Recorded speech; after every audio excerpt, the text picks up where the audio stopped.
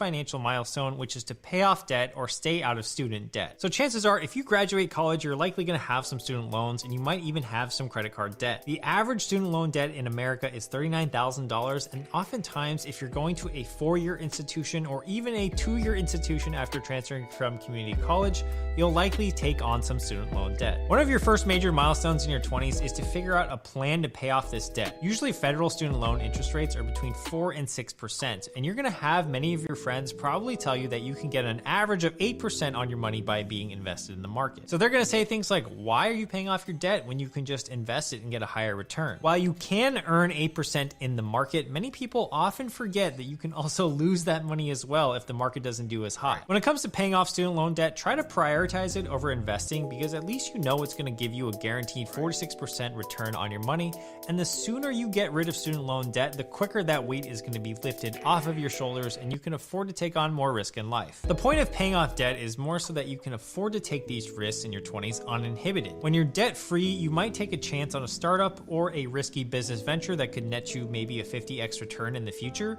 but when you're burdened with debt, you're basically a slave to that debt and you have to continually service it, which means that you might have to compromise your best learning years by being forced to take a job you might not enjoy. If you're at the point in your life where you still haven't entered college yet, you may want to reconsider if a 4-year institution is actually worth it for you, because taking on massive student debt in the long run is going to be hard. Also, you can just go to a community college for 2 years and then transfer into that same 4-year institution your junior year. By the time you graduate, it's all the same anyway. No one will really care that you went to a community college your first 2 years. They're just going to see where your diploma came from, and if it's the same as all your peers, then there you go. All right, the next milestone you should be hitting, which should help with the first milestone of paying off debt, is to get a job where you can earn income and get experience. In your 20s, you want to try out as many jobs as possible and earn income at the same time. One of the things that you should strive for before the age of 30 is that you've hopefully found a career that you love and that you can work in for a while, because the highest earning potential usually comes from being in the same industry for a long time. Think of it this way: would you rather hire a plumber that has 1 day of job experience, or someone who's seen 20,000 clogged toilets in their life over the span of 30 years? You'll probably want that second plumber because he knows exactly how to fix your pipes in a fraction of the time. The people that can demand the most amount of money in the market typically have been in their jobs for a long time. So in our 20s, we want to figure out what that is, or at least hone in on exactly what that's going to be. Now, if you don't find your job for life in your 20s, that's no sweat either. This milestone is more about getting experience working. Having experience is one of the most valuable things you can learn, because it'll also teach you of how important it is and how hard it is to make money. So I used to think in high school that $100,000 a year was going to be so easy to make, until I actually started in the workforce and realized, like, man, this job is going to take me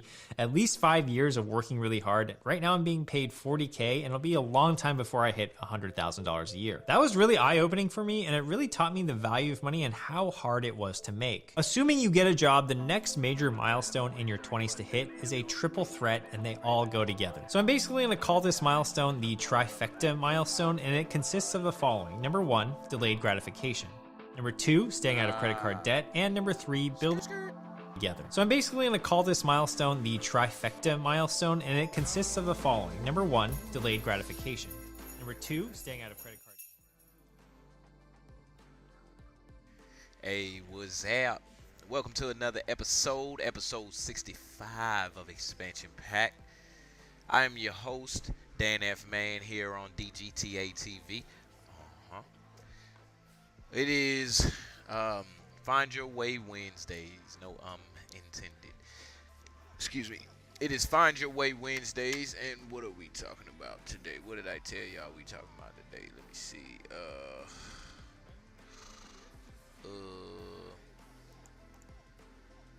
What are we talking about? Oh, we just watching spirit signs.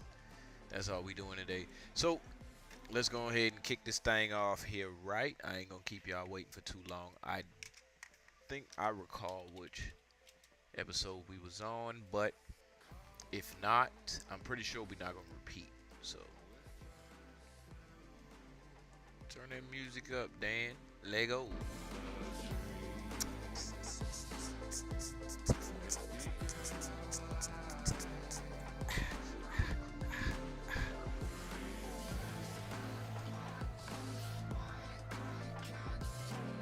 My little playlist I be playing.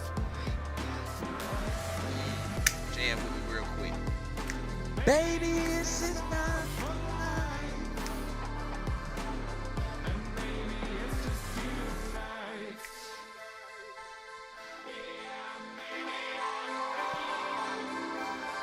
There you go. Oh. All right, let's go. Let's get to these episodes. Stop playing around.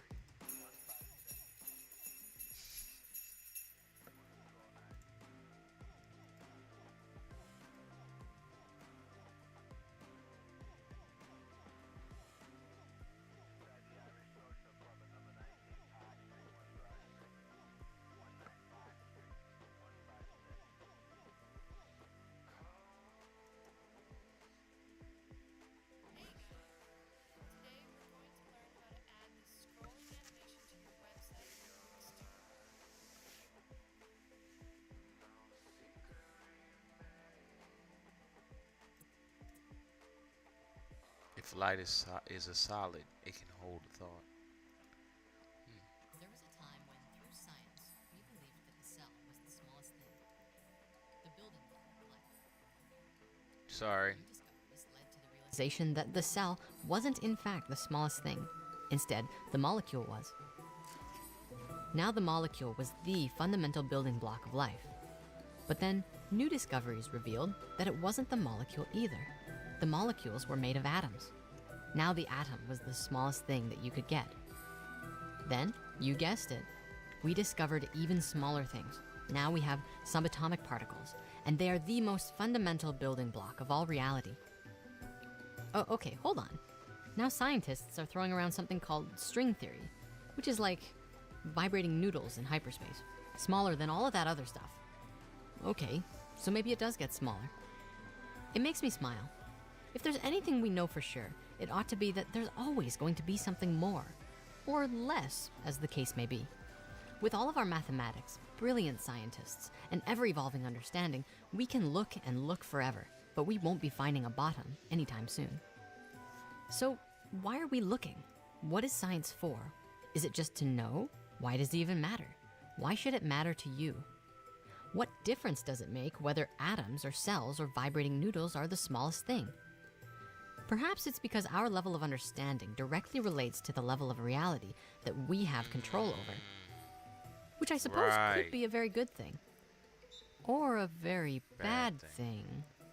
Huh. We'll get into that a little later, because this video is about light. Why light? That seems pretty simple, doesn't it? It's what powers the earth. It's what powers me, you, everything around us. What if we could know the shape of light? Its most basic characteristics, its smallest building blocks. What if we could understand the fundamental geometry and movement that light moved by? What if it was a three-dimensional solid form that we could map, as simple as a tetrahedron or a cube? Would that change our understanding of reality? You know, I think that's what scientists, and maybe all of us at some level, are searching for. That one thing that might just allow us to create our own self-sustained ball of light. That one thing that connects everything. What if we could know that, the core building block of life and everything as we know it? Would it change our understanding of what light is? Well, let's put on our science hats and see what we can find out.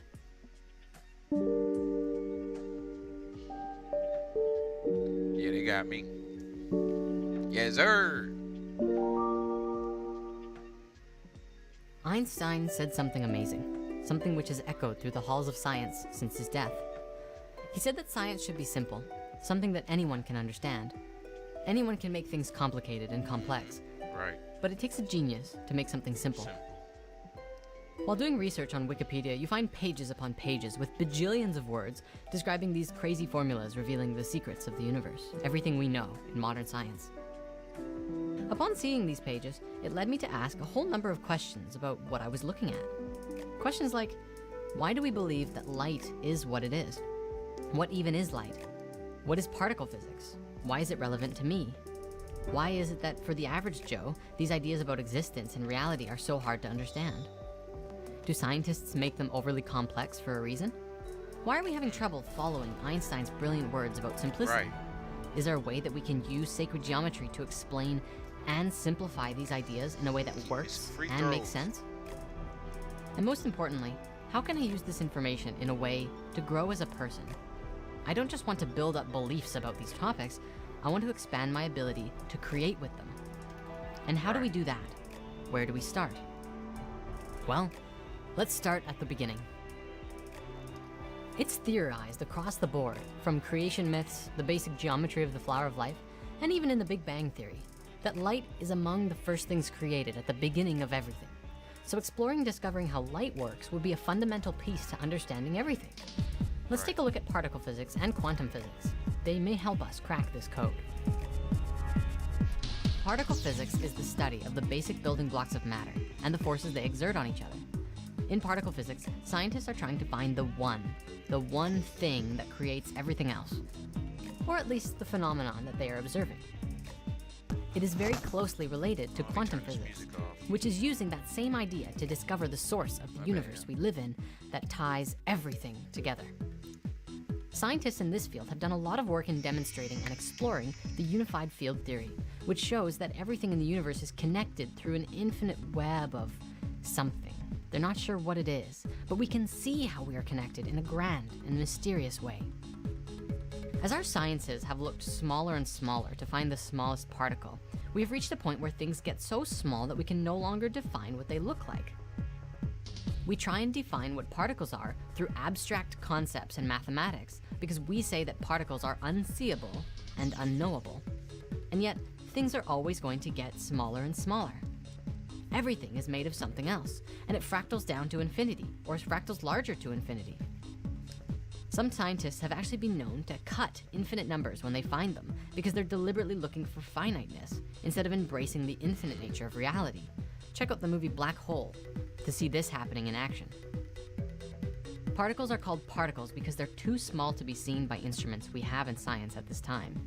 What that means is that we don't really know what particles even are. If we knew what they were, they would not be particles anymore. They would be described.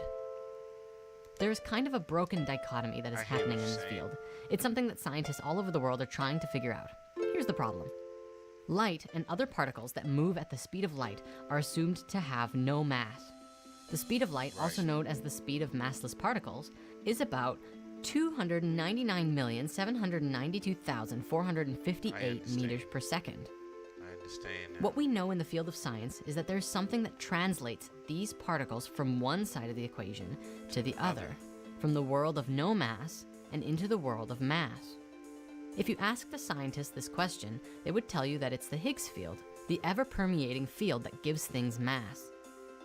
In essence, light-speed particles pass through the Higgs field and slow down and gain a property of mass. The popular Higgs boson is the particle that is created upon the light-speed particle merging with the Higgs field. According to our formulas, this boson, this particle, is supposed to come out with it. I think there's an important piece of information that we're missing here, and it starts with asking some questions. First of all, what even is mass? And second, why do we believe that light has no mass? On Wikipedia, mass is said to represent an amount of matter, but then it goes on to say that the term matter has no universally agreed upon definition. How can we say that light has no mass when we can't even agree upon a definition or understanding of what matter and subsequently mass even are? Because of all of our fancy equations as described earlier, we have kind of thrown all ideas about what light could actually look like out the window in favor of a complex equation that looks like this. I want to take it back to simple. What if we could know the shape of light? What if we could actually define what the structure of light, as well as every particle and thing in existence were? I want to take it back to simple. Complex equation, all ideas about what light could actually look like out the window in favor of a complex equation that looks like this. I want to take it back to simple. What if we could know the shape of light? What if we could actually define what the structure of light, as well as every particle and thing in existence were? What if there was a basic geometry of the universe that we missed? Even more interesting, what if light was a geometric solid and there was no difference between the geometry of light and the simplest particle? What if mass and no mass was not just about the speed that it traveled, but also the density of the information held within the shape? Maybe the speed of the particle is interdependent upon the information that was carried in the form. And the more information it holds, the denser it becomes. I have a few examples to demonstrate what I'm talking about. The first is water vapor. I know that it's not a light speed particle, but perhaps they have the same properties. See, water has a heavy density, but when it heats up, it translates into vapor and rises into the air. It takes a 90-degree turn into another dimension of form, and it merges together with itself to become clouds. As the clouds become packed denser and denser with so much information packed within them, eventually they have no choice but to release, and all of the water comes pouring down. It's changing from a high-speed particle into a denser one, based on the density of the information within the droplet, as well as the speed that it was traveling. Now, I recognize that this only partially works as an example because the particles I was describing are not light speed particles. But if we can take that idea and apply it to light, it seems to work in a very similar way. Let's think about photosynthesis. A burst of energy from the sun travels towards the earth as both a wave and a particle. It has properties of both, and it's moving at the speed of light and passes through a plant. That plant then absorbs the information and energy that it needed from the wave particle that passed through it. The plant then uses that information, the light speed particles that it took from the sunlight, and uses it to create something with mass, merging them with water and other plant matter to create sugars and other nutrients.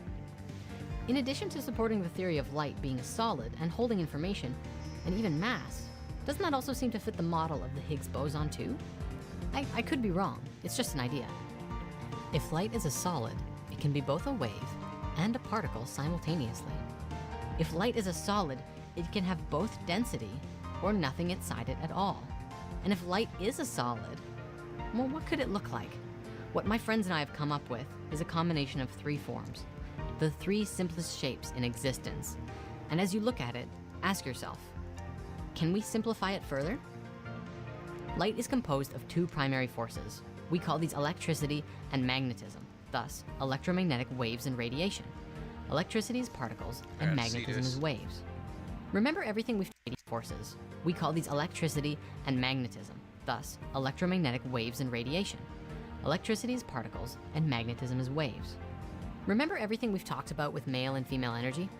Electricity is male, magnetics are female, curves and points, both of which are found on this shape. Looking at the flower of life, which is the blueprints for life and reality itself, you can see that's exactly how it works. You have male energy, the particles, the dots, and female energy, the waves, the curves. Now, you might notice inside the flower of life, there are two ways you can look at it. You can see the circles, lots and lots of circles, that make up the whole image. This is the female perspective. You can also choose to see this little shape that looks like a seed, which makes up the entire picture from these seeds aligning themselves perfectly with each other in beautiful six-fold symmetry. This is the male perspective. This seed is called the Tryon Ray, as coined by the man who found it, Michael Evans. He is a man who has given a large part of his life to exploring sacred geometry and quantum physics. And quite honestly, his discoveries are evolutionary. The flower of life in 2 dimensions is a flat 2D representation of the way that the universe fits together in higher frequencies and higher dimensions. Michael saw this and asked a big question. If this is the universe from a 2D perspective, what would it look like in 3? So he began modeling and molding 3-dimensional flower of lives together and discovered some pretty remarkable things. Everything has breath, everything breathes, and everything lives. And so at a level of basic geometry of particle physics, we too must have breath.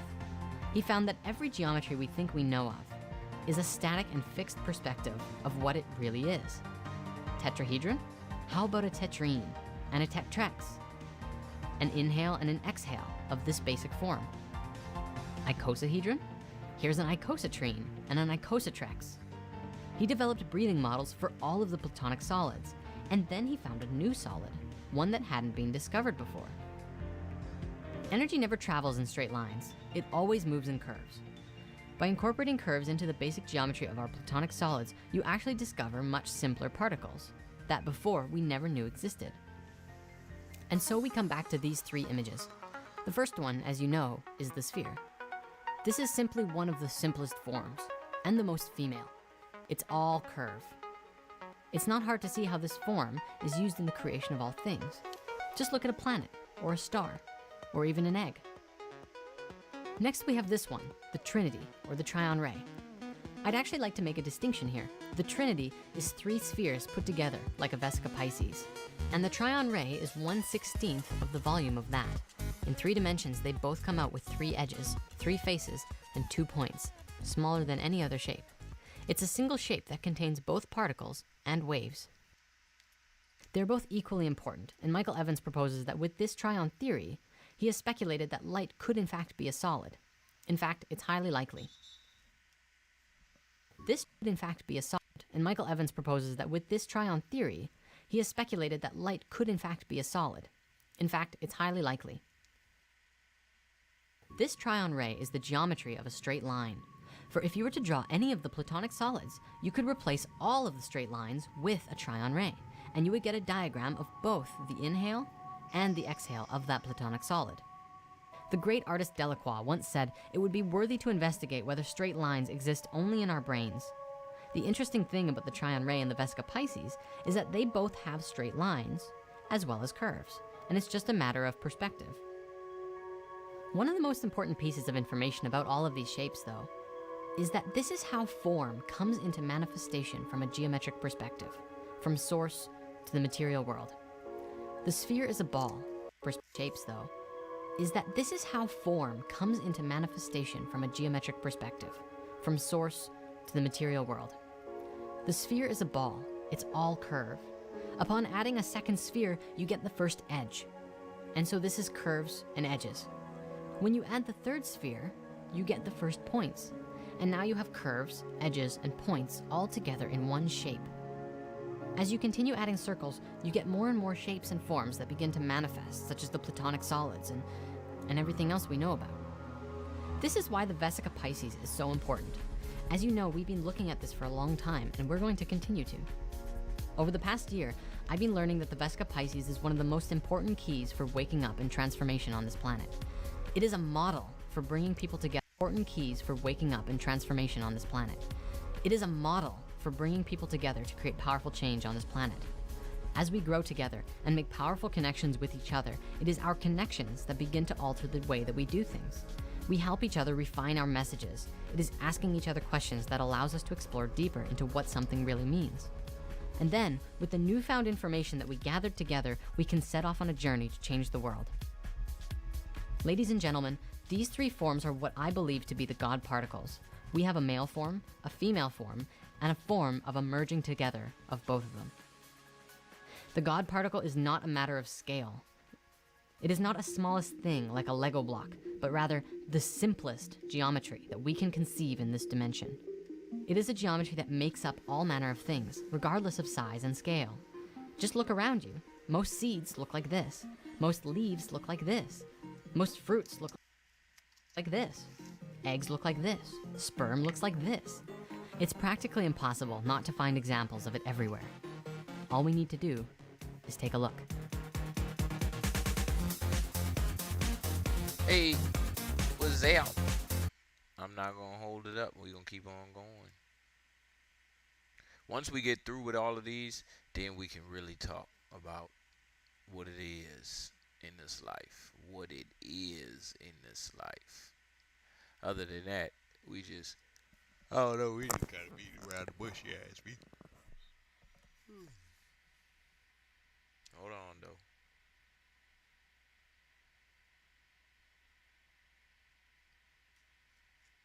Well, I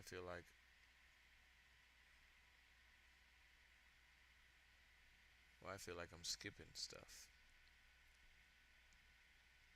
Okay.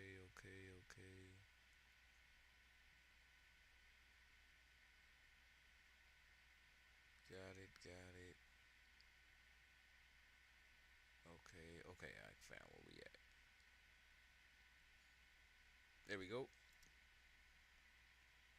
GoDaddy Arrow can get my business online in minutes with AI.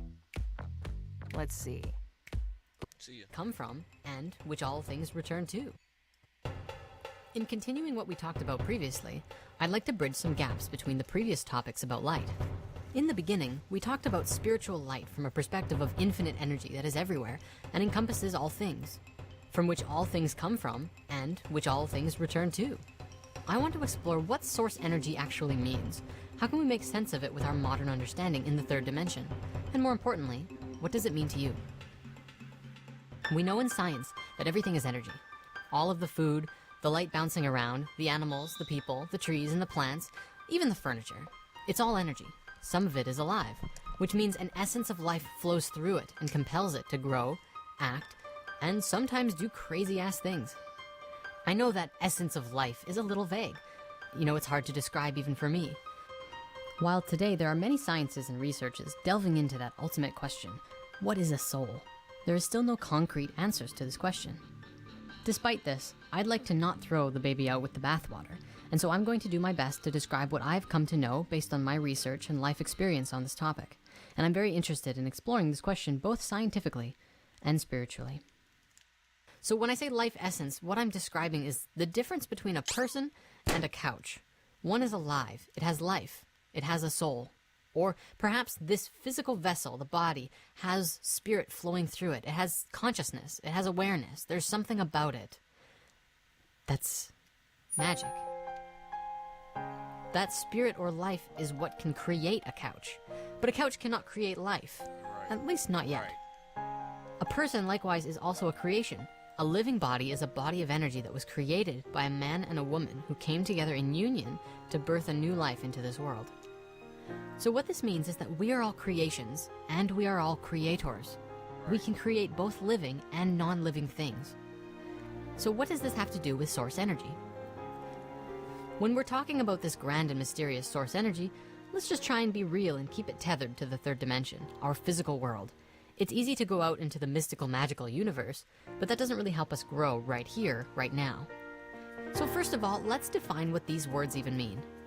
The modern definition of source is a place, person, or thing from which something comes or can be obtained. Even older before that, the etymology of source is support or base, which comes from the old French word which meant beginning, described as a fountainhead of a river or stream. So when we ask the question of what is source energy, we get to take a look and see all of the fractaling layers of where something comes from. In this case, us. As Carl Sagan said, if you wish to make an apple pie from scratch, you must first invent the universe. Right. Thank you very much. Yes, sir. That's at the largest my scale of guy. our source, we indeed have the whole universe. Y'all understand? The source field of energy that brought about the manifestation of our solar system came from what we often describe as the Big Bang. And then, of course, all of the interactions within this vast sea of galaxies inside Invent the universe. Thank you very much. that something comes from. In this case, us. As Carl Sagan said, If you wish to make an apple pie from scratch, you must first invent the universe. Thank you very much. at the largest scale of our source, we indeed have the whole universe. The source field of energy that brought about the manifestation of our solar system came from what we often describe as the Big Bang. And then, of course, all of the interactions within this vast sea of galaxies inside the universe. Yeah, we're in there somewhere. On a level beneath that, we have our sun, a source of life on this planet, shining its life, keeping us warm, and giving us the energy that the Earth absolutely needs in order to sustain life on this planet. On a level beneath that, we have the Earth. She's required in tandem with the sun in order for us to live. As we continue to fractal it down, we start to get to levels that most people don't often consider to be source energy, if only because we don't really think of it. The source of the food we eat comes from plants. It also comes from some animals. We'll leave the health and moral discussion of eating meat out of this video, because the fact of the matter is, humans eat a lot of it, whether it's good for us or not. The source of the water we drink comes from lakes, rivers, and streams. A large source of our electricity right now comes from our manipulation of oil, gas, the splitting of atoms, and the movement of water. And that's something that I think a lot of us would desire to change into something new, that works with nature instead of against it. And perhaps the most important source of all is each other. See, without your parents, you would not have been born. Without your close friends and loved ones, your world would be empty and cold. It may even be like that right now in your world, and I'm sorry about that. It's one of the biggest problems we're facing today, and is a result of the disconnection we have with each other. And now recognize in this moment that when you flip it all around, you see that you too are a source of energy for everyone in your life. What kind of energy? Creative, supportive, controlling, aloof? I invite you to look at your relationships, your friends, your family, and see what kind of source you are. Are you one that gives by means of cooking, helping others with their problems? Perhaps you play music, make videos, write blogs. Maybe you invent things. The moment that someone comes into contact with your energy, whether it's in person or online or through something that you made, you become a source of energy and awareness for them to receive. And we are all connected. You are as influential on me as I am of you. I am no different from you. I'm human. Well, I'm human. Patchman's a cartoon. And so with that, we can see that we are all of Source, and we are all the Source itself. At the grandest level, we are a part of this whole majestic universe, and at a very relatable level, we are all physically the source for each other's growth, transformation, and even entertainment.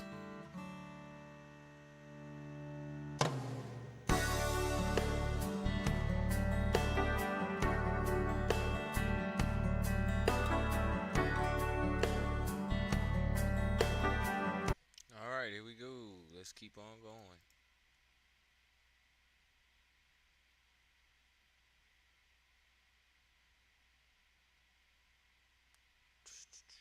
Don't ask me no question. The CIA has particular skills in developing relationships. Life is all about relationships. Hey there. I don't know if you know this, but we recently transitioned from Mercury retrograde to Mars retrograde, literally on the same day. It was pretty cool, and I thought I'd pop in and tell you about it. Astronomically, Mars retrograde occurs approximately every 2 years and 2 months, when, for about 60 to 80 days, Mars travels in reverse motion across the backdrop of the stars. Now, don't worry, it doesn't literally move backwards, but it does appear to do so from our point of view here on Earth. This time around, Mars's backwards motion started on March 1st, and it will continue to moonwalk across the skies until May 19th. Now, on the other side of the coin, astrologically, Mars symbolizes energy, passion, drive, activity, anger, just come out, assertiveness, and aggression. This was 10 years ago. Hold up.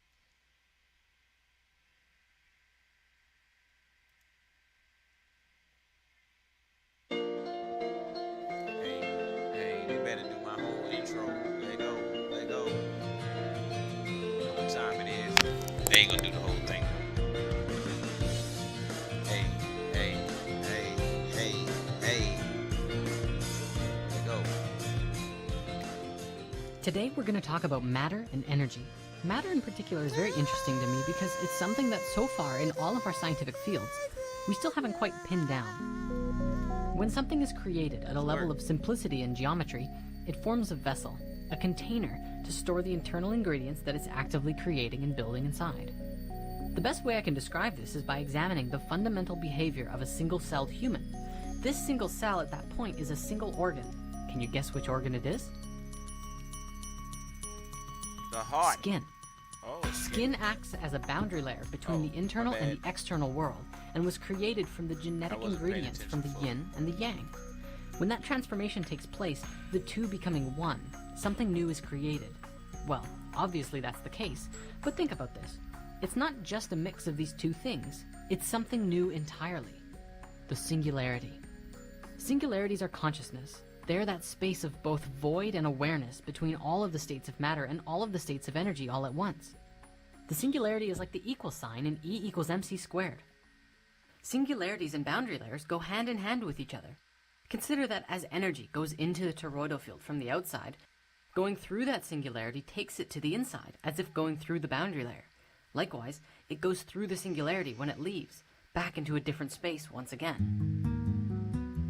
It's almost as if there's a world of energy and a world of matter, both intimately connected to each other through fundamental principles like as above, so below, which operate like a parallel universe. The fun part is that we have access to engage with both of them simultaneously. Now, what are these two worlds? I don't think I have to describe the world of matter to you. It's the physical world, the material world. Now, the world of energy, on the other hand, Really, you could call it anything. The unified field, the astral realm, the source field, the energetic properties of matter, and even the place where your own imagination can thrive. These planes are intimately connected with each other, and through the awareness of both is where meaning is found, in the relationships between one and the other. So if singularities are in the middle of both of these places, how exactly do they work? Singularities are everywhere. Every atom has a singularity, regardless of if the atom is acting as a part of a person or that couch that we talked about previously. Perhaps there are different forms and functions that singularities have which produce different results. Thrive recently did a video about this, which puts it all into perspective. They described the toroidal field and the way that they couple together with each other. When the field spins one way, it has a different effect than when it spins in the opposite direction. Then, when they come together, they create a new field in the center, which is both of the previous two, and neither all at the same time.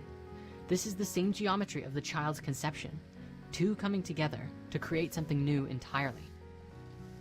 Toroidal fields must be able to come together at any angle, which you can see by just looking at the flower of life. For example, in coming together side by side to create the Vesica Pisces, they create a new singularity in the middle, a blending of matter and energy between the two. If this is the creation of a new singularity, what that would mean is a new wormhole, so to speak, for matter to translate into energy, and for energy to translate into matter. If matter cannot be created nor destroyed, then it must be able to transition back and forth between different states of matter, with different densities, and even into different states of energy. Now, in relationship to all matter and all energy, light appears to be something fundamental to reality. There are things with singularities that create and give light as its primary function, such as a star. There are also things that receive light as their primary function, like a black hole. Finally, there are things that do both simultaneously, like a galaxy. They're erupting with light as well as absorbing it. Now, science has yet to confirm this, but I believe that at the edge of the singularity, one of the first things that is coming into existence, both in the material and in the energetic world, is light. Or rather, the fundamental geometry that we perceive to be light in this dimension. The spectrum that light is on is much more vast than the visible spectrum. When light gets to the top of the visible spectrum, it must change, and so it goes through the singularity and changes like geometry. Water. Similar to what happens when the light from a flame gets to the top of that flame wave. It moves out of visible perception and becomes something else. This idea also applies to your eyeballs. At what point does light going into your eye translate into the physical receptors in your brain? For that matter, where's the transition between those electrical charges in your brain and your vast array of thoughts inside your mental world? In order to answer that question, we have to take a look at ourselves. We are at the center of both of these worlds and planes. With our physical bodies, we can interact with the physical world, and through our thoughts and emotions, we interact with the world of energy. Engagement with the internal and the external happen simultaneously. When you see something external, you feel or think about it internally. They mirror each other. Likewise, when you feel something, that feeling happens on both an energetic level and in your physical body. A hormone is released, and waves of that emotion radiate out and affect those all around you. The hormone is the physical representation of the energetic feeling, and the feeling is the energetic representation of what that hormone is. Both of them always happen simultaneously in relationship to something else affecting you. It is literally of four elements constantly playing out: the physical and the energy of what's internal, and the physical and the energy of what's external. So at that moment of conception, the tiny singularities of each the seed and the egg together create a new singularity completely, one that has dominion over the ingredients that were provided, and one that is under the dominion of those who conceived it in the first place. People often ask me, when does the soul come into the body? Now, I'm not claiming to have the answer to that question, but I believe that the soul is there from the original point of union, just as the singularity is. As the embryo grows and continues to evolve and develop, just as the answer to that question, but I believe that the soul is there from the original point of union, just as the singularity is. As the embryo grows and continues to evolve and develop organs and body parts, more and more of that new consciousness is able to grow and thrive as well. So the single cell is essentially an empty embryo because its awareness of the ingredients internally and externally is limited and very small. But as it develops a heart and a brain and a pineal gland, suddenly it becomes more and more of a developed human consciousness. For example, the moment the pineal gland comes into manifestation is certainly important in that human's early life, But wouldn't there still be basic consciousness before that? That's how it makes sense to me anyways. And let's always be open to exploring new ideas and possibilities, and really testing them to see if they're true. Okay, I want to put all this stuff together and share with you a really profound realization that I've had. The first form created at conception was not the heart, but skin, a boundary layer between the inside and the outside. Geometrically, this is a physical demonstration of the squaring of the circle and the circling of the square. As the embryo grows, it goes into phi and out of phi. You might remember before how we looked at the stages of an embryo's growth. First one sphere, then soon it creates 8 spheres, the basis of the Merkaba and the cube. Then it forms a toroidal-filled blob with an organ in the center, and soon after more and more organs and structures come into manifestation. This is life's attempt at creating a phi ratio between the matter and the energy of the body of consciousness that it's developing inside the womb. And it's a process that doesn't stop. You don't stop growing emotionally, mentally, physically, and spiritually until you die.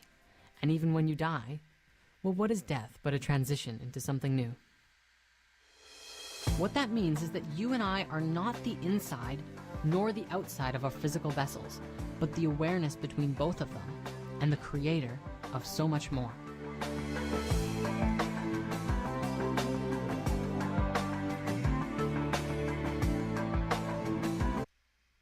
Let's keep going.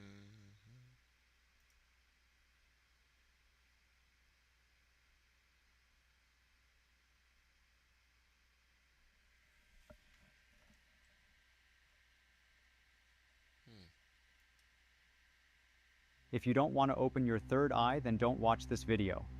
This method isn't for everyone. Don't believe or disbelieve anything we discuss in spirit science. Simply have your own experience. Better get some popcorn ready. This one's gonna be pretty long. Back in the late 1700s, early 1800s time period, there was a social movement liberating the modern world from the reign of control that religion and superstition had on the people. Essentially, after our darkest part on the precession of the equinox, we were really beginning to wake up. Started making new inventions that were rapidly changing the world. The industrial era was beginning. Because of this, we began to see that maybe religion as an answer was not in our best interest, and so the movement happened. We turned to science instead to answer our questions about the universe. The only problem with this was that we grouped in many things with superstition that we probably shouldn't have. Things like consciousness, intuition, human connection, paranormal phenomenon. All of it went right out the door with superstition, when in fact we've proven these things today to be real. So after 200 years of just going with the same idea about what's classified as superstition and what's okay to talk about, mainstream science is still going with the assumption that consciousness is just a part of the brain. They don't know how it works, they don't have a single rational explanation for it, but they keep on believing it. Why? Well, when we tossed superstition out of the door, even talking about it became taboo. It's just not done. Literally, the reason that it's tough talking about this stuff in the mainstream scientific community is because that's just the way science has been for 200 years. They won't have any of it, even though there are scientific institutions that prove that theory wrong. The field of noetics and the works of biologist Rupert Sheldrake and his colleagues have more than proven mass consciousness exists and is definitely not a part of the brain. Now, no disrespect to the scientific community, but that assumption that we're still holding on to has not gotten us anywhere. It's time we begin to question the decisions of our ancestors, because many of the things that we've been led to believe to be true simply is not. I'm not saying blindly accept all of the new stuff that's coming out nowadays, but we should at least put it on the table and be able to discuss it as a global community. One other thing before we get this rolling. I want to give an overview about what sacred geometry really is. Sacred geometry is the geometry of consciousness. It revolves around the idea that all consciousness, including human, is solely based on sacred geometry. Because it is, we can begin to see and understand where we have come from, where we are now, and where we're going.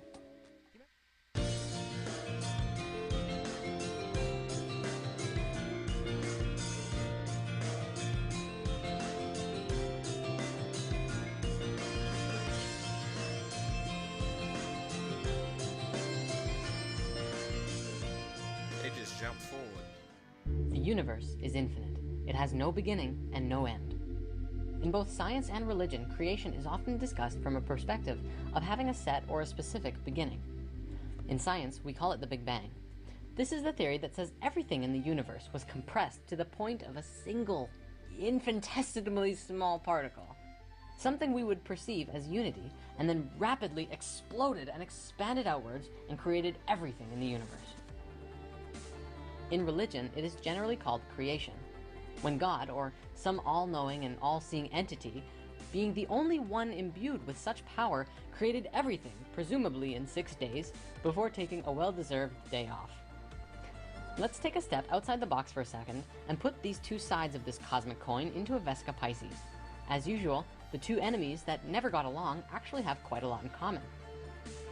Both say that the universe started with unity and expanded outwards. Both say that light was an important factor in creation as well. If at the beginning of the universe we were one essence and somehow became everything, then both are saying the same thing, that we came from the same source. But wait a second, how can we make sense out of that statement, the universe is infinite, if we are measuring it from a sense of having a beginning? And this is what we're going to talk about now. If we value the pursuit of knowledge, we must be free to follow wherever that search may lead us. The free mind is not a barking dog to be tethered on a 10-foot chain. Today, I want to talk about two specific energies that can be expressed through this image. The energy that flows here is male and female energy. Male energy is focused, and female energy is creative and random. Neither of them is greater nor weaker than the other, and both can be extremely powerful when fully manifested. Female energy is the land of unbridled possibilities, creative potential, and affecting the universe from within. Focused male energy takes direct roads from point A to point B.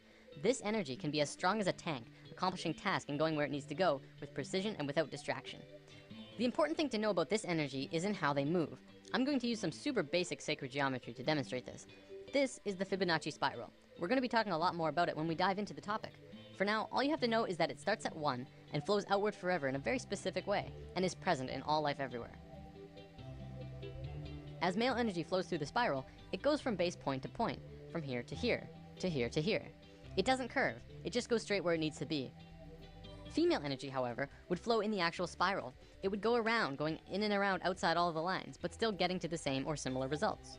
This is the graphic representation of how it flows, but it also acts in the same way. From this understanding, you can see how we use these energies in our lives. It's the difference between driving straight to work and being on schedule all the time, and taking the scenic route because it's a more pleasant ride, even if it means being late. It's baking a cake strictly by what it says in the cookbook, and putting it together with what just feels right. It's getting that promotion for working the hardest, and getting that promotion for coming up with the best ideas. Here's a relatable example. It's the difference between Inception and Sucker Punch. Both about dreams, but one of them being the masculine story of professional men just doing their no-nonsense work, trying to get the job done, and the other being the feminine story that was creative and random and, according to many, didn't make much sense. The eyeglasses industry doesn't want you to know about this. There is a new pair of self-adjustable glasses out there that lets you achieve a perfect 20/20 vision at any distance, and it's completely shaking up the market. It's called Clearview Pro, and it's changing.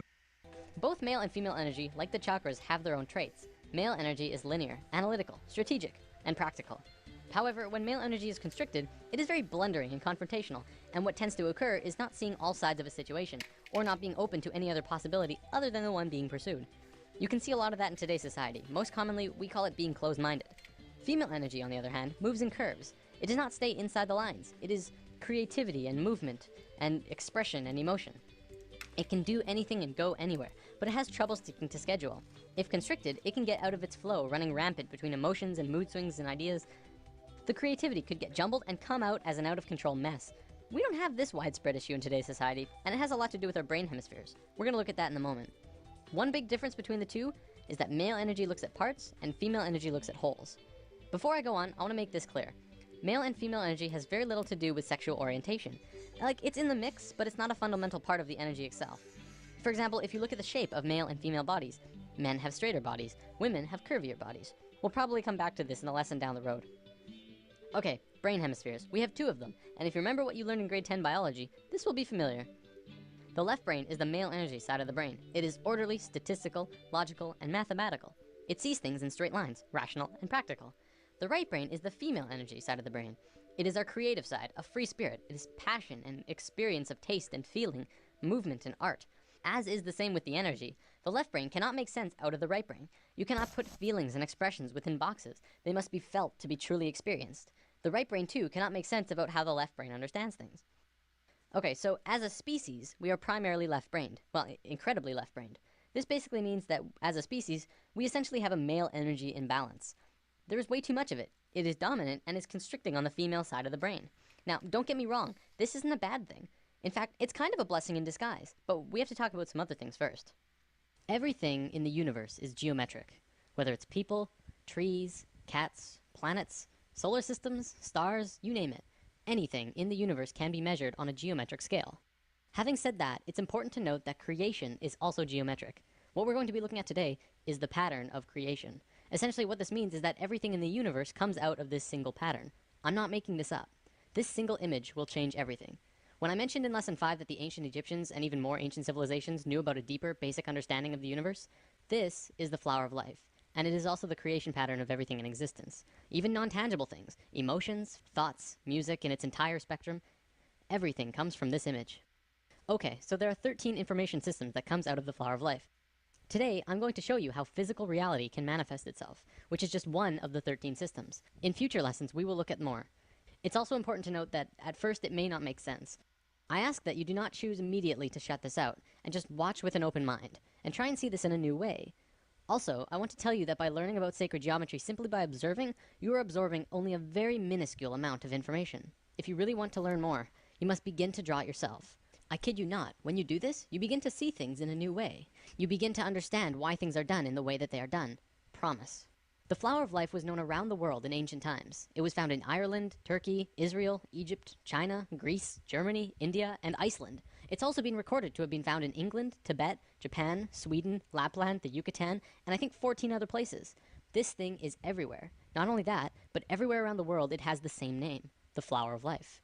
Now, to understand the flower of life, first we have to talk about how it's formed. This could get incredibly complex, so I'll try and keep it simple. Imagine consciousness, or spirit, floating in a void, which means it's nothingness, and then spirit. No physical body or mind, just spirit, and that's it. Then blackness, essentially nothing, all around the spirit, for infinite. Spirit decides to do something, so it expands its consciousness all around itself as far as it can go without moving. It creates a sphere around itself. This is the first circle in the flower of life. Then, spirit has an awareness of what's around itself in 360 degrees. It moves to the very edge of the sphere anywhere and repeats what it did the first time.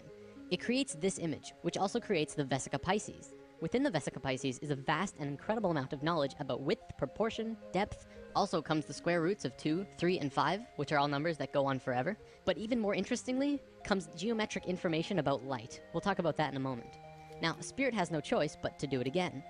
Spirit is flawless, and therefore it will move flawlessly, creating the next circle either here or here, exactly one radius away from the other circle next to it. Every time spirit moves another sphere, more and more knowledge comes out of the image that is created. The first complete image to be formed is this. It has two names, the seed of life, or the Genesis pattern, and for good reason. Now, let's look at the book of Genesis for a second. Each of these movements, or creations of circles, can be seen as another day. On the first movement, the second sphere, it created knowledge about not only mathematical proportions, but light.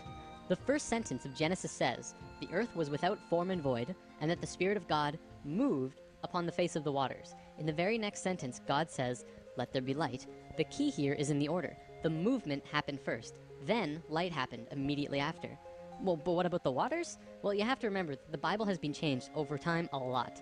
The ancient Egyptians would say that the way our modern Bibles begin creation is impossible, especially if you think about it from a physics point of view. Imagine a dark, infinite space that goes on forever and ever in all directions. You're just floating there with nothing. You can't really fall, but where would you fall to? From a purely physics or mathematical point of view, motion itself, or kinetic energy, is absolutely impossible in a void. You can't even rotate, because motion cannot become real unless there is one other object in the space around you. So the ancient Egyptians would say that before God moved upon the face of the waters, it would first have to create something to move relative to. So, Genesis pattern, after 3 spheres, you get the Holy Trinity. Another interesting one, it says in many Bibles of the world, not just the Christian Bible, that on the 4th day of Genesis, exactly 1/2 of creation was completed. Starting from the first motion, exactly 1/2 of the circles were formed on the 4th day. 5th day of Genesis, 6th circle, more information, and then on the 6th day, a geometric miracle takes place. The last circle forms a complete 6-petaled flower. This is what many earlier Bibles meant when they said, "In the beginning there were 6." Our Bible even said creation was formed in 6 days, and this fits exactly. This is the pattern of Genesis, and so it's called the Genesis pattern. It's also the beginning of the creation of the universe that we live in. These original movements of spirit are really important, but now let's look at something even cooler. Another image that comes out of this pattern is this. It's called the Tree of Life. Many may recognize this as the Jewish or Hebrew Kabbalah, but the Kabbalah did not originate this image, and there is proof. The Tree of Life does not belong to any culture, not even the Egyptians, who carved the Tree of Life on 2 sets of 3 pillars at Karnak Temple, Luxor, over 5,000 years ago. It's outside any race or religion. As with all of these images, they are patterns that are intimately connected with nature. You'll also notice that every circle on the Tree of Life is either the length or width of the Vesica Pisces. The second image beyond Genesis in the Flower of Life is the Egg of Life. This is formed during the second vortex motion. Upon its completion, it creates an image like this, a three-dimensional shape that you can hold in your hand. If you were to connect their centers, you would see a cube. So what? Who cares? Well, the ancient Egyptians did, because they were concerned with creation, life, and death. They called this cluster of spheres the Egg of Life. You probably won't believe me just yet, but this shape is the morphogenic structure that created your body. Your entire physical existence is dependent on the Egg of Life structure, and everything about you was created from that form. Everything from your eye color to how long your fingers are. This is a whole lesson on its own, so let's move on for now. All around the world, the Flower of Life was always made the exact same way. See, this pattern can clearly go on forever. However, they always stopped after 19 circles. Why? Well, because they didn't want you to see what I'm about to show you. Back then, this image and knowledge was so sacred that they couldn't allow it to become common knowledge. It was appropriate at that time. However, now we either use the information or fall further into darkness. In biology, all cells have a zona pellucida around the edge. These circles around the Flower of Life are the zona pellucida of the Flower of Life. You must remove these, then complete the spheres that were cut off by the zona pellucida. With one more step, you will have the secret. Finish the drawing, add the final missing circles, giving you this. This image is the Fruit of Life. This pattern of 13 circles is one of the holiest, most sacred forms in existence. It's called the fruit because it is the result, the fruit, from which the fabric of the details of the reality were created. Remember when we talked about male and female energy, lesson 4? As you can see, this image is female. It has no straight lines. However, when you combine male lines with these female circles, something amazing happens. What you do is draw a straight line from the very center of every single circle to every other circle in this image. When you do this, you get an image which is known throughout the universe, everywhere, as Metatron's cube. It is one of the most important informational systems in the universe, one of the basic creation patterns in existence. So what is Metatron's cube? Well, anyone who has studied sacred geometry, or even regular geometry for that matter, knows that there are 5 unique shapes in the universe, and that they are crucial to understanding both regular and sacred geometry. They are called the Platonic solids. A Platonic solid has certain characteristics by definition. First of all of its faces are the same size. For example, a cube, the most well-known Platonic solid, has a square on every face, so all of its faces are the same size. Secondly, the edges of the Platonic solids are all the same length. All edges of the cube are the same length. Third, it only has one size of interior angles between the faces. In the case of the cube, this angle is 90 degrees. And fourth, when put inside of a sphere, all of the points will touch the edge of the sphere perfectly. With that definition, there are only 4 shapes besides the cube that fit that description. So what are they? Well, we have the dodecahedron, the tetrahedron, the octahedron, the isosahedron, and the hexahedron. All of these shapes are found within Metatron's cube. This knowledge is also where original alchemy came from. The ancient alchemists and great souls like Pythagoras, father of Greece, considered each shape to have an elemental aspect to them. The tetrahedron was considered fire, the cube was earth, the octahedron was air, the isosahedron was water, and the dodecahedron was ether.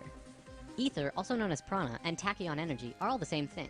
They extend anywhere and are accessible at any point in space, time, and dimension. This is the great secret of zero-point technology. The sphere is voidness.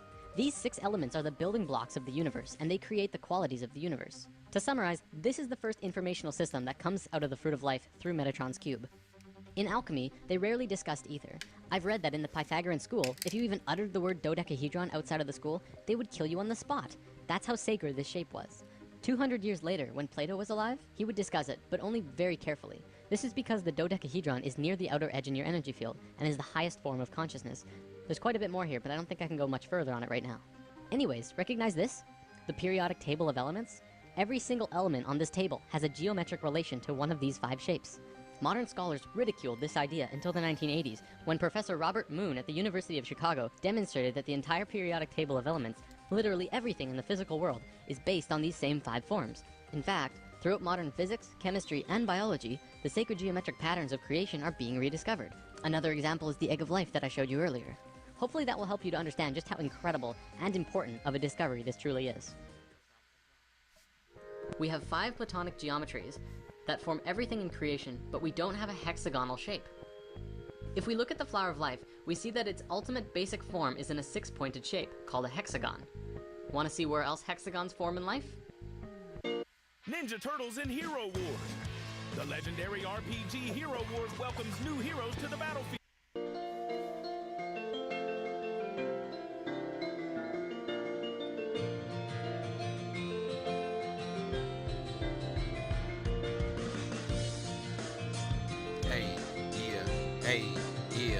Lego like J, what the here, show them like.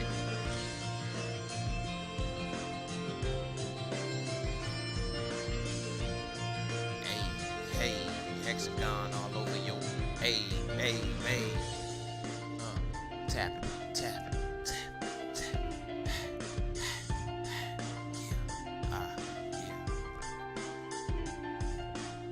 We have all of these hexagons, and yet there is no platonic solid that is formed with a hexagon.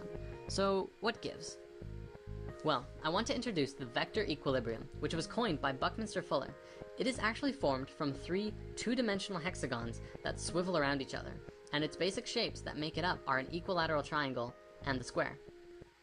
These are the 2 smallest shapes that you can make with straight lines, and together they balance at each other's corners to create the perfect shape. Why is it the perfect shape? The reason is that every single line which is connected in this shape is the same distance away from every other point, including the very center of the shape itself. Not even the platonic solids have that definition, which also makes this the most stable shape and polyhedron, and the basis of the 3-dimensional flower of life. Finally, the only reason it's not a platonic solid is because it has both squares and triangles within it. Platonic solids are platonic because each face is the same, which makes me think that other shapes must exist that are balanced between 2 different shapes as well, and construct everything in the universe. Now, in the comments or end credits, depending on where you're watching this, I posted links to a TED Talks video by Garrett Lacey, a particle physicist who tells us of an amazing discovery in the scientific field. I want to show you and talk about his findings, and then we'll look at dimensions after that. Okay, so Garrett has discovered that by examining coral, they found that each coral head has thousands of different polyps. These polyps are constantly budding and branching into genetically identical neighbors. Through performing heat experiments on these polyps, they were able to find that every single polyp is part of a whole, a single unit of being, but each one is experiencing its own reality individually. From their findings with the coral, they were able to look at quantum mechanics. See, the mathematics of quantum mechanics shows us exactly how our universe works, and we see that everything in the reality is just continually branching into new possibilities, just like the coral. As humans, we are individually experiencing only one of these possibilities, much like the individual polyps. What physics is telling us is that everything comes down to geometry and the interactions between elementary particles. Things can happen only when things are perfectly balanced. So Garrett starts showing us some subatomic particles and the things that make up electrons and protons and neutrons. We always consider these to be the smallest particle, but we never think about what's creating them. Garrett demonstrates to us how the particles that create point particles really work. He shows that when you plot them out in how they move, this is what they look like. At the tiniest scales of the universe, in how it works, is very beautiful. Now, look at this. This is one of the ways that these charges branch off from each other. As you can see, it flows in a hexagonal pattern, the same pattern that we found in the expanded flower of life. Then, if you rotate this pattern in 6-dimensional charge space, you see it forms yet another pattern. Many of you will recognize this as the shape of the Star of David, but its true name is the star tetrahedron, which maps perfectly over the fruit of life. This entire pattern created by the particles is mapped across over precise places on a 200-dimensional spherical shape scientists have called E8, of which also has a geometric shape. By rotating that shape as well, you can see how there are nearly infinite possibilities as to how these elementary particles interact with each other. The details of the reality begin to take form. Now, as this shape is rotating in 8 dimensions, you can see a myriad of different patterns here. Look at this one in particular. This looks a lot like Metatron's cube, doesn't it? At the heart of particle physics is pure, beautiful geometry. By now, you probably can begin to see where sacred geometry falls into this. Where do these shapes originate? Do they just come into being at random? Or does the first shape come from somewhere else?